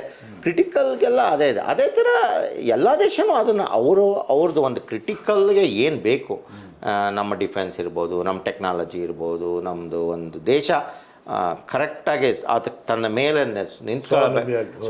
ಅಂದರೆ ಎಲ್ಲದನ್ನೂ ಮಾಡ್ಕೊಳಕ್ಕಾಗಲ್ಲ, ಹೇಳ್ದಲ್ಲ ಅದು. ಆವಾಗ ಪ್ರೊಟೆಕ್ಷನಿಸಮ್ ಅದು ವರ್ಕೌಟ್ ಆಗಲ್ಲ. ಕೋರ್ ಅಂತೀವಲ್ಲ, ನಮಗೆ ಏನು ಬೇಕು ಅದನ್ನು ಆ ದೇಶ ಡೆಫಿನೆಟ್ಲಿ ಮಾಡ್ಕೊಬೇಕು. ಅದನ್ನು ಬೇರೆ ಮೇಲೆ ಡಿಪೆಂಡ್ ಆಗ್ಬೋದು. ನಮ್ಮ ದೇಶ ನಡೆಸೋದಕ್ಕೆ ಡಿಫೆನ್ಸಿಗೆ ಅಥವಾ ಟೆಕ್ನಾಲಜಿಗೆ, ಸೈನ್ಸ್ಗೆ, ನ್ಯೂಕ್ಲಿಯರ್, ಅದಕ್ಕೆಲ್ಲ ಅಬ್ಸಲ್ಯೂಟ್ಲಿ ಆ ದೇಶಗಳು ಅವೇ ಮಾಡ್ಕೊಬೇಕು. ಜಾಸ್ತಿ ಹೊರಗಡೆಯಿಂದ ಡಿಪೆಂಡ್ ಆಗಬಾರ್ದು. ಅದರಲ್ಲಿ ಪ್ರೊಟೆಕ್ಷನಿಸಮ್ ಬೇಕು. ಸಣ್ಣ ಪುಟ್ಟ ನೀವು ಪೆನ್ ತರಿಸ್ಕೊತೀವಿ, ಪೇಪರ್ ತರಿಸ್ಕೊತೀವಿ, ಕ್ಲಿಪ್ ತರಿಸ್ಕೊತೀವಿ, ಬಕೆಟ್ ತರಿಸ್ಕೊತೀವಿ, ಆವಾಗ ಆ ಥರಕ್ಕೆಲ್ಲ ಹೋದಾಗ ಆಗಲ್ಲ. ಎಷ್ಟೊಂದು ಜಾಗತೀಕರಣ ಇದರಲ್ಲಿ ನಾವು ಕಷ್ಟಪಡಬೇಕಾಗುತ್ತೆ. ಅದರಿಂದ ನಷ್ಟ ಅನುಭವಿಸಬೇಕಾಗುತ್ತೆ. ಆರ್ಟಿಫಿಷಿಯಲ್ ಇಂಟೆಲಿಜೆನ್ಸ್ ವಿಚಾರದಲ್ಲಿ ಏನು ಅಮೆರಿಕಾದ ಡೆವಲಪ್ಮೆಂಟ್ ಏನಿದೆ, ಬೇರೆ ಗ್ಲೋಬಲ್ ಸಿಚುವೇಶನ್ ಏನು ಭಾಳ ಇತ್ತೀಚೆಗೆ ಅದೊಂದು ಸದ್ದು ಮಾಡ್ತು. ಮೊನ್ನೆ ಚೈನಾ ಒಂದು ದೊಡ್ಡ ಸದ್ದು ಮಾಡಿ ಅಮೆರಿಕನ ಸ್ವಲ್ಪ ಶೇಕ್ ಮಾಡಿದೆ. ಆರ್ಟಿಫಿಷಿಯಲ್ ಇಂಟೆಲಿಜೆನ್ಸು ಅದೇ ಇವಾಗ ಚೈನಾ ತುಂಬ ರಿಸರ್ಚ್ ವಿಚಾರದಲ್ಲಿ ತುಂಬ ಮುಂದೆ, ಚೈನಾ ಮುಂದೆ ರಿಸರ್ಚ್ ವಿಚಾರದಲ್ಲಿ ಅವ್ರಿಗೆ ಅರ್ಥ ಆಗಿದೆ. ನಾವು ರಿಸರ್ಚ್ ವಿಚಾರದಲ್ಲಿ ಮುಂದೆ ಹೋಗಲಿಲ್ಲ ಅಂದರೆ ನಾವು ಹಿಂದುಳಿದು ಬಿಡ್ತೀವಿ. ನಾವು ಅಮೆರಿಕಾ ಅಂತ ದೇಶಕ್ಕೆ ನಾವು ಟಕ್ಕರ್ ಹೊಡಿಬೇಕು ಅಂತ ಇದೆ ಮಾತ್ರ ಹೋಗಬೇಕು. ಇಲ್ಲ ಅಂದರೆ ಸುಮ್ಮನೆ ನಾವು ಬಕೆಟ್ ಮಾರ್ಕೊಂಡೇನು ಅಮೆರಿಕನ್ನ ಎದುರಿಸೋಕ್ಕಾಗಲ್ಲ ಅಂತ ಅವರು ಅರ್ಥ ಮಾಡಿಕೊಂಡು they have already started working on it. Core technology ಬಗ್ಗೆ ಇನ್ವೆಸ್ಟ್ ಮಾಡಿದ್ದಾರೆ. AI ಮಾಡಲು ಅಮೆರಿಕಾ ಇಸ್ ಫೋರ್ ಫ್ರಂಟ್. ಅದೇ ಮುಂದೆ ಎಷ್ಟೊಂದು ಕಂಪನಿಗಳು ಕೋಟಿಗಟ್ಟಲೆ ಹಣ ಹಾಕಿ ಡೆವಲಪ್ ಮಾಡಿದ್ದೇವೆ ಆರ್ಟಿಫಿಷಿಯಲ್ ಇಂಟೆಲಿಜೆನ್ಸ್ ಮಾಡಲ್ನ. ಅದು ಅಂದರೆ ನೀವು ಏನೋ ಈಗ ಆರ್ಟಿಫಿಷಿಯಲ್ ಏನು ಅಂದರೆ ಮನುಷ್ಯ ಯೋಚನೆ ಈಗ ನಾವೊಂದು ಇಷ್ಟು ಇದು ನಮ್ಮ ಮುಂದೆ ಒಂದು ಇಷ್ಟೆತ್ತ ಪೇಪರ್ ತಂದು ಇಟ್ಬಿಟ್ರೆ ಅದನ್ನೆಲ್ಲ ಓದ್ಬಿಟ್ಟು ಅದ್ರೊಳಗೆ ಏನಿದೆ ತಿರುಳು ಅಂತ ನಾವು ಮನುಷ್ಯ ಓದೋಕ್ಕೆ 30 ದಿನ ಬೇಕು. ಅಷ್ಟು ಆ ಪೇಪರ್ ಕಂತೇನೋ ಕಂಪ್ಯೂಟ್ರಿಗೆ ಫೀಡ್ ಮಾಡಿದ್ರೆ ಅದ್ರೊಳಗೆ ತಿರುಳು ಏನಿದೆ ಅಂತ 1 ಸೆಕೆಂಡಲ್ಲಿ ಹೇಳುತ್ತೆ. ಆಮೇಲೆ ನಾವು ಇದ್ರಲ್ಲಿ ಕೇಳಿದ್ರೆ ಈ ಕಾಂಟೆ ಎತ್ತಾಕತ್ತೆ. So this is it thinks like us, it has its own model. ಅದೆಲ್ಲ ತುಂಬ ಡೀಪಾಗಿ ಮಾಡಲ್ ಇದೆ. ಆ್ಯಂಡ್ ಅದಕ್ಕೆ ಕಾಂಪಿಟೇಷನ್ ಪವರ್ ಬೇಕು. ಅಂದರೆ ಅಷ್ಟು ಡೇಟಾನ ಅದು ಚೆನ್ನಾಗಿ ಓದಿ ಅರಗಿಸ್ಕೊಂಡು ಅದನ್ನು ಕಂಪ್ಯೂಟೇಷನ್ ಮಾಡಿ ಪರ್ಮಿಟೇಷನ್ ಅದು ಇದ ಅಂತ ಹುಡ್ಕೋದಕ್ಕೆ ಪ್ರಾಸೆಸಿಂಗ್ ಡೇಟಾ ಬೇಕು. ತುಂಬ ಕಾಸ್ಟ್ಲಿ ಆಗೋದಿಲ್ಲ. ಕಾಸ್ಟ್ಲಿ ಅದನ್ನೆಲ್ಲ ಡೆವಲಪ್ ಮಾಡೋಕ್ಕೆ ತುಂಬ ದುಡ್ಡು ಸುರಿದಿದ್ದಾರೆ ಅಮೆರಿಕನ್ ಕಂಪನಿಗಳು. ಅದನ್ನೆಲ್ಲ ಅರ್ಥ ಮಾಡ್ಕೊಂಡು ಇದರಲ್ಲಿ ತುಂಬ ಇದಿದೆ. ನಾವು ಅಂದರೆ ದಿಸ್ ಇಸ್ ಅ ಫ್ಯೂಚರ್, ಇದು ಬೇಕು. ಡೇಟಾ ನಾವು ಅನಲೈಸ್ ಮಾಡಿ ಅದರಿಂದ ಅಭಿವೃದ್ಧಿ ಚೆನ್ನಾಗಾಗುತ್ತೆ ಅಂತ ಹೇಳೋದಕ್ಕೆ ಚೈನಾ ಅರ್ಥ ಮಾಡಿಕೊಂಡು ಚೈನಾದವರು ನಾವೇ ಯಾಕೆ ನಮ್ಮದೊಂದು ಮಾಡಲ್ ಡೆವಲಪ್ ಮಾಡ್ಬೋದು ಅಂತ ಗೌರ್ಮೆಂಟ್ ಅಲ್ಲ, ಇದು ಒಂದು ಪ್ರೈವೇಟ್ ಕಂಪ್ನಿನೇ ಮಾಡೋದು. ಎಲ್ಲದಕ್ಕೂ ಗೌರ್ಮೆಂಟ್ ಏನು ಅಮೆರಿಕದೋಸಿ ಎಲ್ಲಕ್ಕೇನು ಗೌರ್ಮೆಂಟ್ ಏನು ದುಡ್ಡು ಕೊಡೋಲ್ಲ. ಪ್ರೈವೇಟ್ ಕಂಪನಿಗಳು ಪ್ರೈವೇಟ್ ಇನ್ವೆಸ್ಟರ್ಸು ಹಾಕ್ತಾರೆ. ಆದರೆ ಗೌರ್ಮೆಂಟ್ ಅದಕ್ಕೆ ಫೆಸಿಲಿಟೇಟ್ ಮಾಡುತ್ತೆ. ಒಂದೊಂದು ಸಲ ಕೆಲವು ಸಲ ಗೌರ್ಮೆಂಟು ಗ್ರ್ಯಾಂಟ್ಸ್ ಅಂತ ಕೊಡುತ್ತೆ ಇದೆ. ಚೈನಾದಲ್ಲೂ ಅಷ್ಟೇ. ಐ ಡೋಂಟ್ ನೋ ಚೈನಾದಲ್ಲಿ ಅದು ಗೌರ್ಮೆಂಟ್ ಎಷ್ಟು ದುಡ್ಡು ಕೊಟ್ಟಿದೆ ಏನೋ, but it's a private company. They invested billions of dollars. They have develop the model, AI model, artificial intelligence model. ಅದು ಅಮೇರಿಕಾದ ಆರ್ಟಿಫಿಷಿಯಲ್ ಓಪನ್ ಸೋರ್ಸ್ AI ಅಂತ ಇದೆ. ಅದು ಓಪನ್ ಸೋರ್ಸ್ ಅಂತ ಯಾರು ಬೇಕಾದರೂ ಅದನ್ನು ಯೂಸ್ ಮಾಡ್ಕೋಬೋದು. ಅಂದರೆ ಪ್ರೊಪ್ರೈಟ್ರಿ ಇದಲ್ಲ, ಅದು ಓಪನ್ ಸೋರ್ಸ್, ಯಾರು ಬೇಕಾದರೂ ಯೂಸ್ ಮಾಡ್ಬೋದು. ಈ ChatGPT ಎಲ್ಲ ಬೇಸ್ಡ್ ಆನ್ ದ್ಯಾಟ್. ಅದೇ ಥರ ಚೈನಾದವರು ಅವ್ರದ್ದೇ ಒಂದು ಡೆವಲಪ್ ಮಾಡಿದ್ರು, ವಿಚ್ ಈಸ್ ಅದರಷ್ಟೇ ಅದಕ್ಕಿಂತ ಚೆನ್ನಾಗಿ ಪರ್ಫಾರ್ಮ್ ಮಾಡೋದು. ಚೈನಾದವರು ಏನು ಮಾಡಿದ್ರು ಅಂದರೆ ಈ ಅಮೆರಿಕ ಡೆವಲಪ್ ಮಾಡೋಕ್ಕೆ ಎಷ್ಟೋ ಸಾವಿರ ಕೋಟಿ ಖರ್ಚಾಯಿತು. ಚೈನಾದವರು ಅದಕ್ಕೆ ಒಂದು 1/4 ಆಫ್ 1/4 ಭಾಗ ದುಡ್ಡಲ್ಲಿ ಮಾಡ್ಬಿಟ್ಟು ಡೆವಲಪ್ಮೆಂಟು. ಹಾಗಾಗಿ ಇಟ್ ಈಸ್ ನಾವು ಈಗ ಅವ್ರಿಗೂ ಡೆವಲಪ್ ಮಾಡೋವಷ್ಟು ಬುದ್ಧಿ ಇದೆ, ಡೆವಲಪ್ ಮಾಡುವಷ್ಟು ಟೆಕ್ನಾಲಜಿ ಇದೆ. ಇವತ್ತೇನೋ ಮಾಡಿರ್ಬೋದು, ಅದರಲ್ಲಿ ಕೆಲವು ಹುಡುಕಿರ್ಬೋದು, ಅದಿರ್ಬೋದು, ಸರಿ. ಅಂದರೆ ಒಂದು ಕೇಪಬಿಲಿಟಿ ಬಂದ್ಬಿಟ್ಟಿದೆ ಅವ್ರಿಗೆ ಚೈನಾದವ್ರಿಗೆ. ಅದು ಒಂದು ಅಮೆರಿಕಾಗೆ ಈಗ ಇವ್ರಿಗೂ ಆ ಕೇಪಬಿಲಿಟಿ ಇದೆ. ಈಗ ಇದ್ದಕ್ಕಿದ್ದಂಗೆ ನಾಳೆ ದಿನ ಶ್ರೀಲಂಕಾಗೆ ನಾವು ನ್ಯೂಕ್ಲಿಯರ್ ಮಾಡೋ ಟೆಕ್ನಾಲಜಿ ನಮಗೂ ಗೊತ್ತಿದೆ ಅಂದರೆ ನಾವು ಯೋಚನೆ ಮಾಡಬೇಕಾಗುತ್ತೆ. ಅಯ್ಯೋ ಅವ್ರಿಗೂ ನ್ಯೂಕ್ಲಿಯರ್ ಟೆಕ್ನಾಲಜಿ ಗೊತ್ತಿದೆ, ನಾವೇನು ಮಾಡೋದು ಈಗ ಅಂತ. ಹಾಗಾಗಿ ದಿಸ್ ಇಸ್ ಒಂದ್ಸಲ ದಿಸ್ ಅ ನ್ಯೂವರ್, ಹೊಸ ಥರದ ವಾರ್ಫೇರ್ಗಳಿವು. ನಿಮಗೆ ಅವ್ರಿಗೆ ಯಾರ ಮೇಲೆ ಡಿಪೆಂಡ್ ಆಗಂಗಿಲ್ಲ. ನಮ್ಮ ಹತ್ರ AI ಟೆಕ್ನಾಲಜಿ, ನಮ್ಮ ಹತ್ರ ನಮಗೆ ಚಿಪ್ ಮಾಡೋದು ಗೊತ್ತು. So it is definitely A good achievement from the China and ಇದು. ಬಟ್ ಇದು ಮಾಡಬೇಕು. AI is a newer thing. ಈ ಥರ ಈಗ ನಾನು ಹೇಳಿದ್ನಲ್ಲ ನಿಮಗೆ, ಇಂಡಿಯಾದಲ್ಲಿ ರಿಸರ್ಚಿಗೆ ಭಾಳ ಅದು ಅಂದರೆ ಹೇಳಿದ್ನಲ್ಲ, ಇದು ನಾವು ನಿಮ್ಗೆ ಇಂಡಿಯಾದಲ್ಲಿ ರಿಸರ್ಚಿಗೆ ಕಮ್ಮಿ ಖರ್ಚು ಮಾಡ್ತೀವಿ, ಜಾಸ್ತಿ ಮಾಡಬೇಕು. ಆದರೆ ಒಂದು ನಾನು ಏನಪ್ಪ ಅಂದರೆ ಏನಾದ್ರು ಕೇಳಿದ್ರೆ ಗೌರ್ಮೆಂಟ್ ದುಡ್ಡು ಆಗ್ತಾಯಿಲ್ಲ. ಎಲ್ಲದಕ್ಕೂ ಗೌರ್ಮೆಂಟ್ ಎಲ್ಲಿಂದ ದುಡ್ಡು ಕೊಡುತ್ತೆ? ನೀವು ಎಲ್ಲದಕ್ಕೂ ಗೌರ್ಮೆಂಟೇ ಕೇಳ್ತಾರೆ. ಹೋಗಿ ಅಲ್ಲಿ ನೆನ್ನೆ ನೋಡ್ತಾ ಇದ್ದೆ, ಶುಂಠಿಗೆ ಬೆಳೆ ಇಲ್ಲ, ಅದಕ್ಕೂ ಗೌರ್ಮೆಂಟ್ ಕೊಡಿ. ಕಡಲೆಕಾಯಿಗೆ ಬೆಳೆ ಇಲ್ಲ, ಗೌರ್ಮೆಂಟ್ ಕೊಡಿ. ಎಲ್ಲಿಗೆ ಗೌರ್ಮೆಂಟ್ ಎಲ್ಲಿಗೆ ಅಂತ ದುಡ್ಡು ಕೊಡುತ್ತೆ? ಎಲ್ಲಿಂದ ತರುತ್ತೆ? ಗೌರ್ಮೆಂಟ್ ಏನು ಪ್ರಿಂಟ್ ಮಾಡುತ್ತೆ? ಪ್ರಿಂಟ್ ಮಾಡಿದ್ರೆ ದೇಶ ದಿವಾಳಿ ಎದ್ದು ಹೋಗುತ್ತೆ. ಸೊ ಹಾಗಾಗಿ ಪ್ರೈವೇಟ್ ಎಂಟರ್ಪ್ರೈನರ್ಸು ದುಡ್ಡು, ಈಗ ನೀವು ಇಲ್ಲೇ ಎಷ್ಟು ಜನ ಬಿಲಿಯನೇರ್ಸು, ಕೋಟ್ಯಾಧಿಪತಿಗಳು, ಶತಕೋಟ್ಯಾಧಿಪತಿಗಳು ಇದಾರಲ್ಲ, ಅವ್ರುಗಳು ಇನ್ವೆಸ್ಟ್ ಮಾಡಬೇಕು. ಅವ್ರುಗಳು ಇನ್ವೆಸ್ಟ್ ಮಾಡಬೇಕು, ದುಡ್ಡು ಕಂಪನೀಸ್ ಇರಬೇಕು. ನಾನು ಈ ಥರ ಟೆಕ್ನಾಲಜಿ ಡೆವಲಪ್ ಮಾಡಬೇಕು. ನಮ್ಮಲ್ಲಿ ಇರೋವಷ್ಟು ಸಾಫ್ಟ್ವೇರ್ ಇಂಜಿನಿಯರ್ಸು ಪ್ರಪಂಚದಲ್ಲಿ ಎಲ್ಲೂ ಇಲ್ಲ. ಯಾರೋ ಒಬ್ಬ ಶತಕೋಟಿ ಇರೋ ಇನ್ವೆಸ್ಟರು, ಬಿಸ್ನೆಸ್ ಮ್ಯಾನು, ನಾನೊಂದು AI ಕಂಪನಿ ಮಾಡ್ತೀನಿ, ಹಾಕಿ ಚೆನ್ನಾಗಿ ಒಂದು ಫೋಕಸ್ ಇಟ್ಕೊಂಡು ಮಾಡಿದ್ರೆ ಯಾಕೆ ಮಾಡೋಕ್ಕಾಗಲ್ಲ? ಸಾಧ್ಯ ಅಲ್ಲ, ಮಾಡಲೇಬೋದು. ಅಂದರೆ ನಮ್ಮಲ್ಲಿ ಪ್ರೈವೇಟ್ ಇನ್ವೆಸ್ಟರ್ಸ್, ವೆಂಚರ್ ಭಾಳ ಕಮ್ಮಿ. ಅದು ಒಂದು ಭಾಳ ವಿಷಾದಕರ ವಿಷಯ. ಬಟ್ ಅದು ಸ್ವಲ್ಪ ಜಾಸ್ತಿ ಆಗಬೇಕು. ಅಮೆರಿಕದಲ್ಲಿ ಏನು ಎಲ್ಲದನ್ನು ಗೌರ್ಮೆಂಟ್ ದುಡ್ಡು ಹಾಕೇನು ಮಾಡಿಲ್ಲ, ಪ್ರೈವೇಟ್ ಇನ್ವೆಸ್ಟರ್ಸು ಹಾಕ್ದಾಗ ಅವ್ರಿಗೆ ವಿಷನ್ ಇರುತ್ತೆ, ಇಷ್ಟು ಹಾಕಿದ್ರೆ ಇದಾಗುತ್ತೆ. ಯೂನಿವರ್ಸಿಟಿ ಡೆವಲಪ್ ಆಗಬೇಕಾದ್ರೂ ಕೂಡ ಸಿಕ್ಕಾಬಟ್ಟೆ ಪ್ರೈವೇಟ್ನವ್ರು. ಹೌದೌದು. ಇಲ್ಲಿ ಒಂದಂತೂ ನಾವು ಹಿಂದೆ ನಾವು ಅರ್ಧ ಕ್ಯಾಪಿಟಲಿಸ್ಟ್ ಕಂಟ್ರಿ. ಪ್ರೈವೇಟ್ ಸೆಕ್ಟರ್ ಕೆಲಸಗಳು ಕೊಡ್ತಾ ಇದೆ ಎಲ್ಲರಿಗೂ. ಅದರಿಂದಲೇ ಅಷ್ಟೊಂದು ಜನದ ಹತ್ರ ದುಡ್ಡು ಕೈಯಲ್ಲಿ ಓಡಾಡ್ತಾ ಇದೆ. ಬಟ್ ಅದೇ ಥರ ಪ್ರೈವೇಟ್ ಸೆಕ್ಟರ್ R&Dಗಳಿಗೆ ದುಡ್ಡು ಹಾಕಬೇಕು, ಅದು ಕಮ್ಮಿ ನಮ್ಮಲ್ಲಿ. ಅದು ಅವ್ರುಗಳು ಹಾಕ್ತಾ ಇಲ್ಲ. ಏನೋ ಅದೊಂದು ಇದು ಪ್ರಾಬ್ಲಮ್. ಒಟ್ಟೆ ಬೇರೆ ಏನೇ ಆಗಲಿ, ಪ್ಯಾರಿಸ್ ಒಪ್ಪಂದದಿಂದ ಹಿಂದೆ ಹೋಗೋದು ಮಾತ್ರ ಒಳ್ಳೆಯ ಬೆಳವಣಿಗೆ ಅಂತ ಅಲ್ಲ ಅಂತ ನನ್ನ ಭಾವನೆ. ಖಂಡಿತ ಅಲ್ಲ. ಇದು ನಾನು ಗ್ಲೋಬಲ್ ಇದಕ್ಕೆ ಇದು ಎಲ್ಲ ಕಡೆ ಭಾಳ ಆತಂಕದ ಪರಿಸ್ಥಿತಿ ನಿರ್ಮಾಣ ಆಗಿದೆ. ಅಂಥದ್ರಲ್ಲಿ ಇವರು ಏರ್ ಪೊಲ್ಯೂಷನ್ ಇರ್ಬೋದು, ಅಥವಾ ಟೆಂಪ್ರೇಚರ್ ರೈಸ್ ಆಗ್ತಾರಂಥ ವಿಚಾರ ಇರ್ಬೋದು. ಎಲ್ಲ ವಿಚಾರದಲ್ಲಿ ನಾವು ಮ್ಯೂಚುವಲ್ ಕೋಪ್ರೇಷನ್ ಇಲ್ಲದೆ ಒಂದು ದೇಶ ಪ್ರತ್ಯೇಕವಾಗಿ ಯೋಚನೆ ಮಾಡೋಕ್ಕೆ ಸಾಧ್ಯ ಆಗೋದಿಲ್ಲ ಅಲ್ವಾ? ಖಂಡಿತ ಆಗಲ್ಲ. ಅದು ಏನಾಗುತ್ತೆ ಅಂದರೆ ಅದೇ ಈ ಪ್ರೊಟೆಕ್ಷನಿಸಮ್ಗೆ ಇದಕ್ಕೆ ಹೋಗ್ಬಿಟ್ಟು ಆಮೇಲೆ ಇನ್ನೊಂದು ಅದರಲ್ಲಿದೆ ಈ ಟ್ರಂಪು ಆಮೇಲೆ ಟ್ರಂಪ್ ಫಾಲೋವರ್ಸ್ ಕೆಲವರು ಆ ಗ್ಲೋಬಲ್ ವಾರ್ಮಿಂಗ್ ಅನ್ನೋ ಒಂದು ಕಾನ್ಸೆಪ್ಟನ್ನು ನಂಬಿಕೆನೇ ಇಟ್ಟಿಲ್ಲ ಅವರು. ಇನ್ನೂ ಕೂಡ ಎಷ್ಟು ಸೈಂಟಿಫಿಕ್ ಎವಿಡೆನ್ಸ್ ಕೊಟ್ಟರು ನಂಬಿಕೆನೇ ಅದೆಲ್ಲ ಸುಳ್ಳು ಏನಿಲ್ಲ ಅಂತ ನಂಬಿಕೆನೇ ಇಟ್ಟಿಲ್ಲ. ಮಳೆ ಜಾಸ್ತಿ ಒಂದು ವರ್ಷ ಮಳೆ ಬರುತ್ತೆ, ಒಂದು ವರ್ಷ ಮಳೆ ಬರಲ್ಲ, ಅದಕ್ಕೇನು ಅದಕ್ಕೂ ಗ್ಲೋಬಲ್ ಏನು ಸಂಬಂಧ ಈ ಥರ ಅಂತ ಒಂದು ಇದೋ ಇದ್ದಾರೆ ಅಲ್ಲಿ ಹೇಳ್ತೀವಿ ಓಪನ್ ಆಗಿ ಟ್ರಂಪ್ ಹೇಳಿ ಅಂತ ಒಂದು ಪದ ಹಾಗಾಗಿ ಆಮೇಲೆ ಅದೇ ಪ್ರೊಟೆಕ್ಷನಿಸಮು. ಅಯ್ಯೋ ಇವರು ನಾವ್ಯಾವುದೋ ಎಲ್ಲೋ ಕಾರ್ಬನ್ ಫುಟ್ ಪ್ರಿಂಟ್ ಕಮ್ಮಿ ಮಾಡೋಕ್ಕೆ ನಾವ್ಯಾಕೆ ಇದು ಮಾಡಬೇಕು ಅಂತ ಕಷ್ಟಪಡಬೇಕು, ನಾವ್ಯಾಕೆ ಇದು ಮಾಡಬೇಕು ಅಂತ ಅದು ಒಂದು ಇದು ಕಷ್ಟ. ಬಟ್ ಏನು ಅಂದರೆ global warming is a fact, ಡೆಫಿನೆಟಾಗಿ ಆಗ್ತಾಯಿದೆ ಇದು. ಆಮೇಲೆ ಈ ವೆದರ್ಗೆ, ಎನ್ವಿರಾನ್ಮೆಂಟ್ಗೆ, ಗಾಳಿಗೆ, ಭೂಮಿಗೆ, ಆಕಾಶಕ್ಕೆ, ನೀರಿಗೆ ಅವಕ್ಕೇನು ಬಾರ್ಡ್ರು ಕಂಟ್ರಿ ಅನ್ನೋದಿದೆಯಾ? ಅವು ಎಲ್ಲ ಅವಕ್ಕೆ ಬಾರ್ಡ್ರ್ ಇಲ್ಲ, ಕಂಟ್ರಿ ಇಲ್ಲ, ಏನಿಲ್ಲ. ಸೊ ಅದನ್ನು ಜನ ಅರ್ಥ ಮಾಡ್ಕೋಬೇಕು. ಕರೆಕ್ಟಾಗಿ ಎಲ್ಲರೂ ಫೈಟ್ ಮಾಡಲಿಲ್ಲ ಅಂದರೆ ಅವಕ್ಕೆ ಬಾರ್ಡ್ರ್ ಇಲ್ಲ, ಅವಕ್ಕೆ ಇಲ್ಲಿ ಚಂಡಮಾರುತ ಎಲ್ಲಿ ಬೇಕಲ್ಲಿ ಬರುತ್ತೆ. ಇನ್ನೊಂದು ದಿನ ಮಳೆ ಇಲ್ಲಿ ಬರಲ್ಲ ಅಂದ್ರೆ ನಾಳೆ ದಿನ ಅಲ್ಲಿ ಬರಲ್ಲ. ಅವಕ್ಕೇನು ಈ ದೇಶಕ್ಕೆ ಮಾತ್ರ ನಾನು ಮಾಡಬೇಕು. ಅರಬ್ ದೇಶದಲ್ಲೆಲ್ಲ ಮರುಭೂಮಿನೆಲ್ಲ ಜಾಸ್ತಿ ಮಳೆ ಆಗೋಕ್ಕೆ ಶುರು ಆಗಿದೆ. ಹೌದು ಕ್ಲೈಮೇಟ್ ಚೇಂಜಸ್ ಆಗುತ್ತೆ.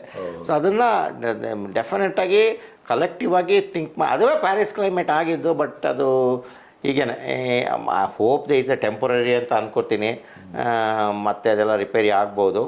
But that is a setback. ಒಂದು ಸ್ವಲ್ಪ ಆ ವಿಚಾರದಲ್ಲಿ ಉದಾರವಾಗಿ ಯೋಚನೆ ಮಾಡಲೇಬೇಕಾಗುತ್ತೆ. ಅಂದರೆ ಇವತ್ತು ಬಡ ದೇಶಗಳಿಗೆ ಅಥವಾ ನದಿ ಪಕ್ಕದಲ್ಲಿ, ಸಮುದ್ರ ಪಕ್ಕದಲ್ಲಿ ಇದ್ದು ಬೇಗ ತೊಂದರೆ ಆಗ್ಬೋದು. ಅದಕ್ಕೆ ಅಂತಿಮವಾಗಿ ಎಲ್ಲ ದೇಶಗಳು ಒಂದಲ್ಲ ಒಂದು ರೀತಿಯಲ್ಲಿ ಹೌದು. ಆಮೇಲೆ ಇನ್ನೊಂದು ನಾವಿಲ್ಲೇನೋ ಸಾಕಷ್ಟು ಎಕ್ಸ್ಟ್ರಿಮಿಟಿ ಆಗಿದೆ ಅಲ್ವಾ?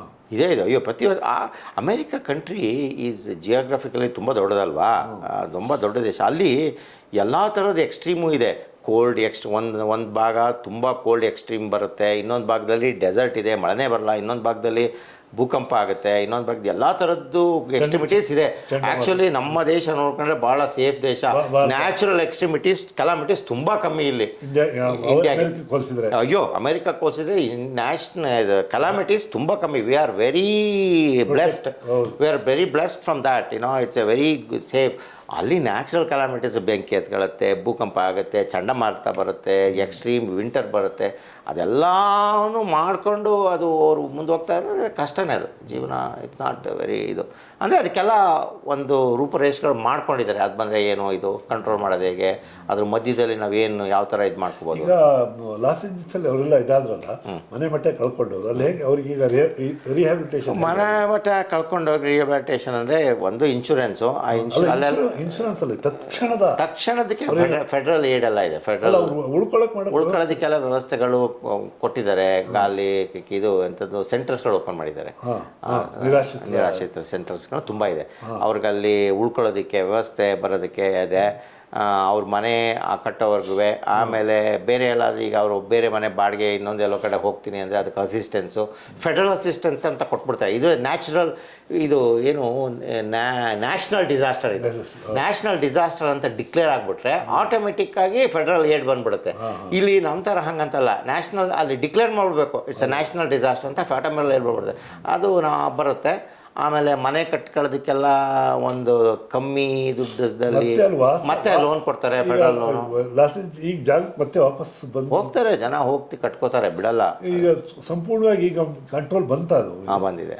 ಈಗ ಜನ ಇರೋ ಕಡೆ ಫೈರ್ ಇದಾಗ್ತಾರೆ. ಹೌದು, ಜನ ಇರೋ ಕಡೆ ಎಲ್ಲ ಕಂಟ್ರೋಲಿಗೆ ಬಂದಿದೆ. ಕಾಡು ಜನ ಎಲ್ಲಿಲ್ಲ ಅಲ್ಲೊಂದು ಚೂರು ಎಲ್ಲೋ ಪರ್ಸೆಂಟೇಜ್ ಮಾಲಿನ ಉರಿತಾ ಇದೆ. ಇವ್ರು ಏನು ಮಾಡ್ತಾರೆ, ಯಾವ್ದಾದ್ರು ಈ ಥರ ಆದಾಗ ಎಲ್ಲಿ ಜನಗಳಿಗೆ ಹಾನಿ ಆಗುತ್ತೆ, ಎಲ್ಲಿ ಆಸ್ತಿ ಪಾಸ್ತಿಗಳ ಅದನ್ನ ಫಸ್ಟ್ ಕಂಟ್ರೋಲ್ ಮಾಡ್ಕೊಂಡ್ಬಿಡ್ತಾರೆ. ಕಾಡೆಲ್ಲ ಮಧ್ಯೆ ಉರಿತಾ ಇದೆ ನೋಡ್ಕೊಳ್ಳೋಣ, ಅದು ಉರಿತಾ ಇರಲಿ, ಇದನ್ನು ಇಲ್ಲಿ ಕಂಟ್ರೋಲ್ ಮಾಡ್ಬಿಡೋಣ, ಆಮೇಲೆ ಅಲ್ಲಿ ಹೋಗಿ. ಸೊ ಅದು that is how they control these things first. ಅದಕ್ಕೆ ಅವ್ರು ನ್ಯಾಚುರಲ್ ಅದಕ್ಕೊಂದು ಇದೇನೋ ತುಂಬ ಪ್ರೋಟೋಕಾಲ್ ಇದೆ. ಈ ಥರ ಆದರೆ ಏನು ಮಾಡಬೇಕು, ಇದು ಮಾಡಬೇಕು, ಎಲ್ಲ ಪ್ರೋಟೋಕಾಲ್ ಡಿಫೈನ್ ಆಗಿದೆ. ಅದರಿಂದ ತೊಂದರೆ ಇಲ್ಲ. ಬಟ್ ಏನೇ loss is a loss. But ಏನಪ್ಪ ಅಂದರೆ ಒಂದೇ ಒಂದು 15 ಲಕ್ಷ ಕೋಟಿಗಿಂತ ಜಾಸ್ತಿ ಎಲ್ಲ ಅದು 70 ಬಿಲಿಯನ್ ಏನೋ ಮಾಡಿದ್ರು. 70 ಬಿಲಿಯನ್ ಅಂದರೆ 15 ಲಕ್ಷ ಕೋಟಿನೇ ಆಗುತ್ತೆ. 70 ಬಿಲಿಯನ್, ಒಂದು ಬಿಲಿಯನ್ ಅಂದರೆ 8,000 ಕೋಟಿ. 8,000 ಕೋಟಿ 8,76 ಅದೇ 1.5 ಲಕ್ಷ ಕೋಟಿ. ಇಲ್ಲ ಕರೆಕ್ಟ್ 15 ಲಕ್ಷ ಕೋಟಿ 15 ಲಕ್ಷ ಕೋಟಿ ಸಾರಿ. ಹಾಗಾಗಿ ಲಾಸ್ ಆಗಿದೆ ಬಿಲ್ಡಿಂಗು ಇದೆಯಲ್ಲ. ಇದರಲ್ಲಿ ಏನಪ್ಪ ಅಂದರೆ ಫೆಡರಲ್ ಏಡ್ ಬರುತ್ತೆ ಈಗ ಅವ್ರಿಗೆ ಮನೆ ಕಟ್ಟೋದಕ್ಕೆ, ಕಮ್ಮಿ ಸಾಲದಲ್ಲಿ ಮನೆ ಇದೆಲ್ಲ ಬರುತ್ತೆ. ಏನು ಈ ಥರ ಇಟ್ಸ್ ಅ ಬಿಗ್ ಇದು ಇಷ್ಟು ದೊಡ್ಡ ಕೆಲಾಮಿಟಿ ಆಗಿರಲಿಲ್ಲ ಫೈರಲ್ಲಿ. ಪ್ರತಿ ಸಲ ಆಗುತ್ತೆ, ಅಲ್ಲೆಲ್ಲೋ ಕಾಡಲ್ಲಿ ಬೆಂಕಿ ಬೀಳುತ್ತೆ, ಕಾಡಲ್ಲಿ ಎಡ್ಜಲ್ಲಿ ಇರೋದು ಒಂದು 4 ಮನೆ 10 ಮನೆಗೆ ಎಫೆಕ್ಟ್ ಆಗುತ್ತೆ. ಬಟ್ ಏನಪ್ಪ ಒಂದೇ ಒಂದು ಇದರಲ್ಲಿ ಓಕೆ ನಮಗೆ ಏನು ಸ್ವಲ್ಪ ಕಾಂಪ್ರಮೈಸ್ ಅಂದರೆ ಜನಗಳಿಗೆ ಅಷ್ಟು ಸಾವು ನೋವು ಆಗಿದೆ. ಇದರಲ್ಲಿ ಅಷ್ಟು ಜನದ ಮನೆ ಎಷ್ಟೋ 1000 ಮನೆಗಳು ಹಾಳಾಗಿದೆ, ಜನಗಳು ಸತ್ತಿರೋದು ಎಲ್ಲ ಭಾಳ ಕಮ್ಮಿ, ಎಷ್ಟೋ 20-22 ಜನ ಮನೆ ಬಿಟ್ಟು ಆಚೆ ಹೋಗ್ಬೇಕು ಅಂದರೆ ಸಾಕಷ್ಟು ಅವ್ರ ವಸ್ತುಗಳು ಬಿಟ್ಟು ಅದೆಲ್ಲ ಹೋಗ್ಬಿಡುತ್ತೆ. ಅದೆಲ್ಲ ಜನಗಳ ಅದಕ್ಕೆ ಅವರು ಮೆಟೀರಿಯಲಿಸ್ಟ್ಗೆ ಅಷ್ಟೊಂದು ತಲೆ ಕೆಡಿಸ್ಕೊಳ್ಳಲ್ಲ. ಅವರಿಗೆ ಅಲ್ಲಿ ಜೀವಕ್ಕೆ ಜಾಸ್ತಿ ಬೆಲೆ, ಮೆಟೀರಿಯಲಿಸ್ಟಿಕ್ಕಿನ್ನ ಅಲ್ಲಿ ಜೀವಕ್ಕೆ ಬೆಲೆ ಜಾಸ್ತಿ. ಜೀವ ಕಾಪಾಡ್ಕೊಂಡ್ರೆ ಸಾಕು, ಏನೋ ಮನೆ ಮುಂದೆ ನೋಡ್ಕೊಳ್ಳೋಣ ಅಂತ ಇದು ಮಾಡ್ತಾರೆ. ಓಕೆ, ತುಂಬ ಸಂತೋಷ ಆಯಿತು. ಸಾಕಷ್ಟು ಅಮೇರಿಕಾದ ಇವತ್ತಿನ ಸ್ಥಿತಿಗತಿ ಮತ್ತು ಪ್ರಪಂಚದ ವಿದ್ಯಮಾನಗಳ ಬಗ್ಗೆ ತಾವು ಇಲ್ಲ ಏನೋ ಇದು ಈಗಿನ ಪರಿಸ್ಥಿತಿ ಅಮೆರಿಕಾ ಒಂದು ಟ್ರಂಪ್ ಬಂದಿರೋದ್ರಿಂದ ಬೇರೆ ದೇಶಗಳು ಎಲ್ಲ ಅದೇ ಥರ ಸ್ವಲ್ಪ ಪ್ರೊಟೆಕ್ಷನಿಸಮ್ಮು ನಾವು ನಮ್ಮದು ಅನ್ನೋ ಒಂದು ಇದಕ್ಕೆ ಹೋಗ್ತಾ ಇದೆ. ಅದೊಂದು ಸ್ವಲ್ಪ ಅಪಾಯಕಾರಿ ಬೆಳವಣಿಗೆ. ಪುಟಿನ್ ಕೂಡ ಅದೇ ಥರ, ಪುಟಿನ್ ಅದೇ ಥರ, ಚೈನಾದವರು ಇದೆ. ಹಾಗಾಗಿ ಅದೊಂದು ಸ್ವಲ್ಪ ಅಪಾಯಕಾರಿ ಬೆಳವಣಿಗೆ. ಹೋಪ್ಫುಲ್ಲಿ ಆ ಬೆಳವಣಿಗೆ ತುಂಬ ತೀರಾ ಎಕ್ಸ್ಟ್ರೀಮಿಗೆ ಹೋಗಲ್ಲ, ಅದು ಅದೇ ಒಂದು ಗ್ರೌಂಡ್ ಒಂದು ಮಾಡ್ಕೊಳತ್ತೆ ಅಂತ ಅಂದ್ಕೊಂಡಿದ್ದೀವಿ. ಎಕ್ಸ್ಟ್ರೀಮಿಗೆ ಹೋದರೆ ಕಷ್ಟ ಆಗುತ್ತೆ. ನಾವು ಕೇರ್ ಮಾಡಲ್ಲ ಬೇರೆಯವ್ರಿಗೆ ಅಂದರೆ ಯಾವುದಕ್ಕಾದ್ರೂ ಕಷ್ಟ ಆಗುತ್ತೆ. ಅಂದರೆ ಅವ್ರಿಗೆ ಕಷ್ಟ ಅಂತಲ್ಲ, ಎಲ್ಲರಿಗೂ ಕಷ್ಟ ಆಗುತ್ತೆ.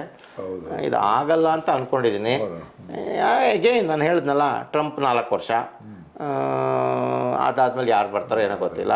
ಸೊ ಈ ಥರದ್ದೆಲ್ಲ ಇರಬೇಕಾದ್ರೆ ಬೈಡನ್ ಗೌರ್ಮೆಂಟ್ ಅಷ್ಟು ಕೊನೆಗೆ ಅಷ್ಟು ಒಂದು ಸ್ಪಂದನಶೀಲ ಇರಲಿಲ್ಲ ಅಂತ ಅನ್ಸೋಕೆ ಶುರು ಆಯ್ತು. ಒಂದು ರೀತಿ ಅವನ ಅಧ್ಯಕ್ಷ ಇದ್ದಾರೆ ಅಂತ ಅನ್ಸೋಕೆ ಶುರು ಆಗಲಿಲ್ಲ. ಅಂದರೆ ಸ್ವಲ್ಪ ಅವನಿಗೆ because of the age other things ಮಾಡೋದು ಸ್ವಲ್ಪ ಕಷ್ಟ ಆಯಿತು. ಆದರೂ ಕೂಡ ಮತ್ತೆ ಸ್ಪರ್ಧೆ ಹೋಗ್ತೀನಿ. ಇಲ್ಲ ಅದು that was wrong politically that was a wrong decision. And also democrat ಪಾರ್ಟಿನ ಅವ್ರುಗಳು ಬೈಡನ್ಗೆ ಇಟ್ಕೊಂಡು ಮಾಡೋಕ್ಕಾಗಲಿಲ್ಲ ಅಷ್ಟೊಂದು. ಸೊ ಇದೆ ಪೊಲಿಟಿಕಲ್ ಹೋಗುತ್ತೆ ಬರುತ್ತೆ ಬಿಡಿ, ದಟ್ ಈಸ್ ನಾಟ್ ಒಂದೇ ಬರಬೇಕು ಅಂತ ಏನಿಲ್ಲ. ಹಾಗಾಗಿ ಒಂದೇ ಒಂದು ಏನಪ್ಪ ಅದರಲ್ಲಿ ಅಂದರೆ 4 ವರ್ಷ ಅಷ್ಟೇ ಲಿಮಿಟೇಷನ್ನು. ನೋಡೋಣ. ಮತ್ತೆ ಟ್ರಂಪ್ ಅಂತೂ ಅಂತೂ ನಿಲ್ಲಕ್ಕಾಗಲ್ಲ.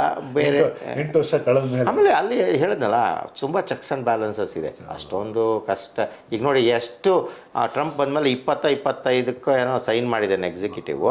ಅದರಲ್ಲಿ ಎಷ್ಟೊಂದಕ್ಕೆಲ್ಲ ಫೆಡರಲ್ ಗೌರ್ಮೆಂಟ್ ಬ್ಲಾಕ್ ಮಾಡಿದೆ, ತಡೆ ಕೊಟ್ಟಿದೆ.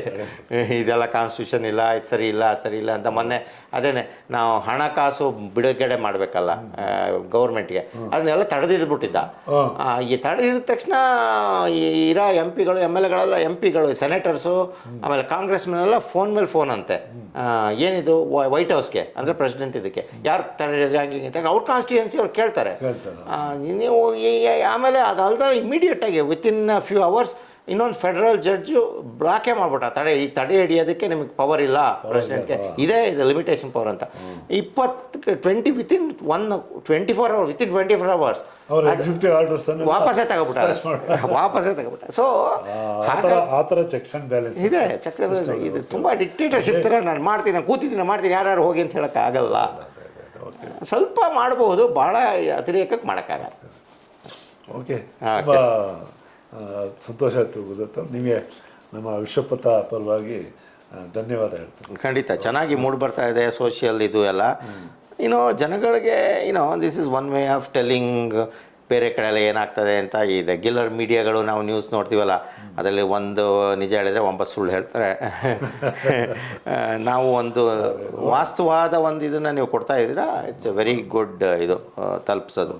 ನಾವು ಅದೇ ಆಶೆ ಇಟ್ಕೊಂಡಿದ್ದೀವಿ. ಇದು ಒಟ್ಟು ಮಾಧ್ಯಮ ಅನ್ನುವಂಥ ಸಮಾಜವನ್ನು ಕಟ್ಟಲಿಕ್ಕೆ, ದೇಶವನ್ನು ಕಟ್ಟಲಿಕ್ಕೆ ಬಳಕೆ ಆಗ್ತದೆ. ಹೌದು ಹೌದು ಹೌದು ಕನ್ಸ್ಟ್ರಕ್ಟಿವ್ ಆಗಿರಬೇಕು. ಜನಗಳು ನೋಡಬೇಕು. ಅಂದರೆ ದೇಶ ಓದು ಕೋಶ ಇದು ದೇಶ ನೋಡು ಕೋಶ ಓದು ಅಂದಾಗ ಇವಾಗ ಹೊಸ ಸೇರಿಸ್ಕೋಬೇಕು.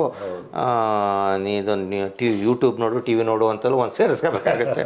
ಹಿಂದೆ ಕೋಶ ಓದು ದೇಶ ನೋಡು ಅಂತ ಇದ್ರು, ಇವಾಗ ಟಿ ವಿ ನೋಡು ಯೂಟ್ಯೂಬ್ ನೋಡು ಟಿ ವಿ ಬೇರೆ ಕಡೆ ಎಲ್ಲ ನೋಡು ಎಲ್ಲದರಿಂದ ತಿಳ್ಕೊ ಅನ್ನೋದನ್ನು ಸೇರಿಸ್ಕೋಬೇಕಾಗುತ್ತೆ. ಬರೋದು ಶುರುವಾಗಿದೆ ಈಗ ತುಂಬ ದೇಶದ್ದೆಲ್ಲ ಯೂಟ್ಯೂಬ್ಗಳ ಮುಖಾಂತರ. ಅದರಲ್ಲಿ ಕೆಟ್ಟದ್ದು ಬರುತ್ತೆ ಒಳ್ಳೆಯದು ಬರುತ್ತೆ. ಆದರೆ ಜನಗಳು ಅದನ್ನು ಎಲ್ಲ ನೋಡಿ ಅವ್ರುಗಳಿಗೆ ಇದೇನೋ ಸರಿ ಇಲ್ಲ, ಇದೇನೋ ತಪ್ಪು ಇದೆ ಆ ಥರದ್ದೆಲ್ಲ ಅವ್ರಿಗೆ ಜಡ್ಜ್ಮೆಂಟ್ ಯಾವುದು ಸರಿ ಯಾವುದು ತಪ್ಪು ಅಂತ ಯೋಚನೆ ಮಾಡೋ ಒಂದು ಕೆಪಾಸಿಟಿ ಬರಬೇಕು. ಆವಾಗ ಸರಿ ತೊಗೋಬೇಕು, ತಪ್ಪನ್ನು ಇದೇನೋ ಸರಿ ಇಲ್ಲ ತೋರಿಸ್ತಾ ಇದ್ದಾರೆ ಅದನ್ನೆಲ್ಲ ತೊಗೊಬಾರ್ದು. ಆ ಥರ ಒಂದು ಆದಾಗಲೇ ಸೊಸೈಟಿ ಇಂಪ್ರೂವ್ ಆಗೋದು. ಸೊಸೈಟಿಗೆ ಎಲ್ಲ ಬೇಕು.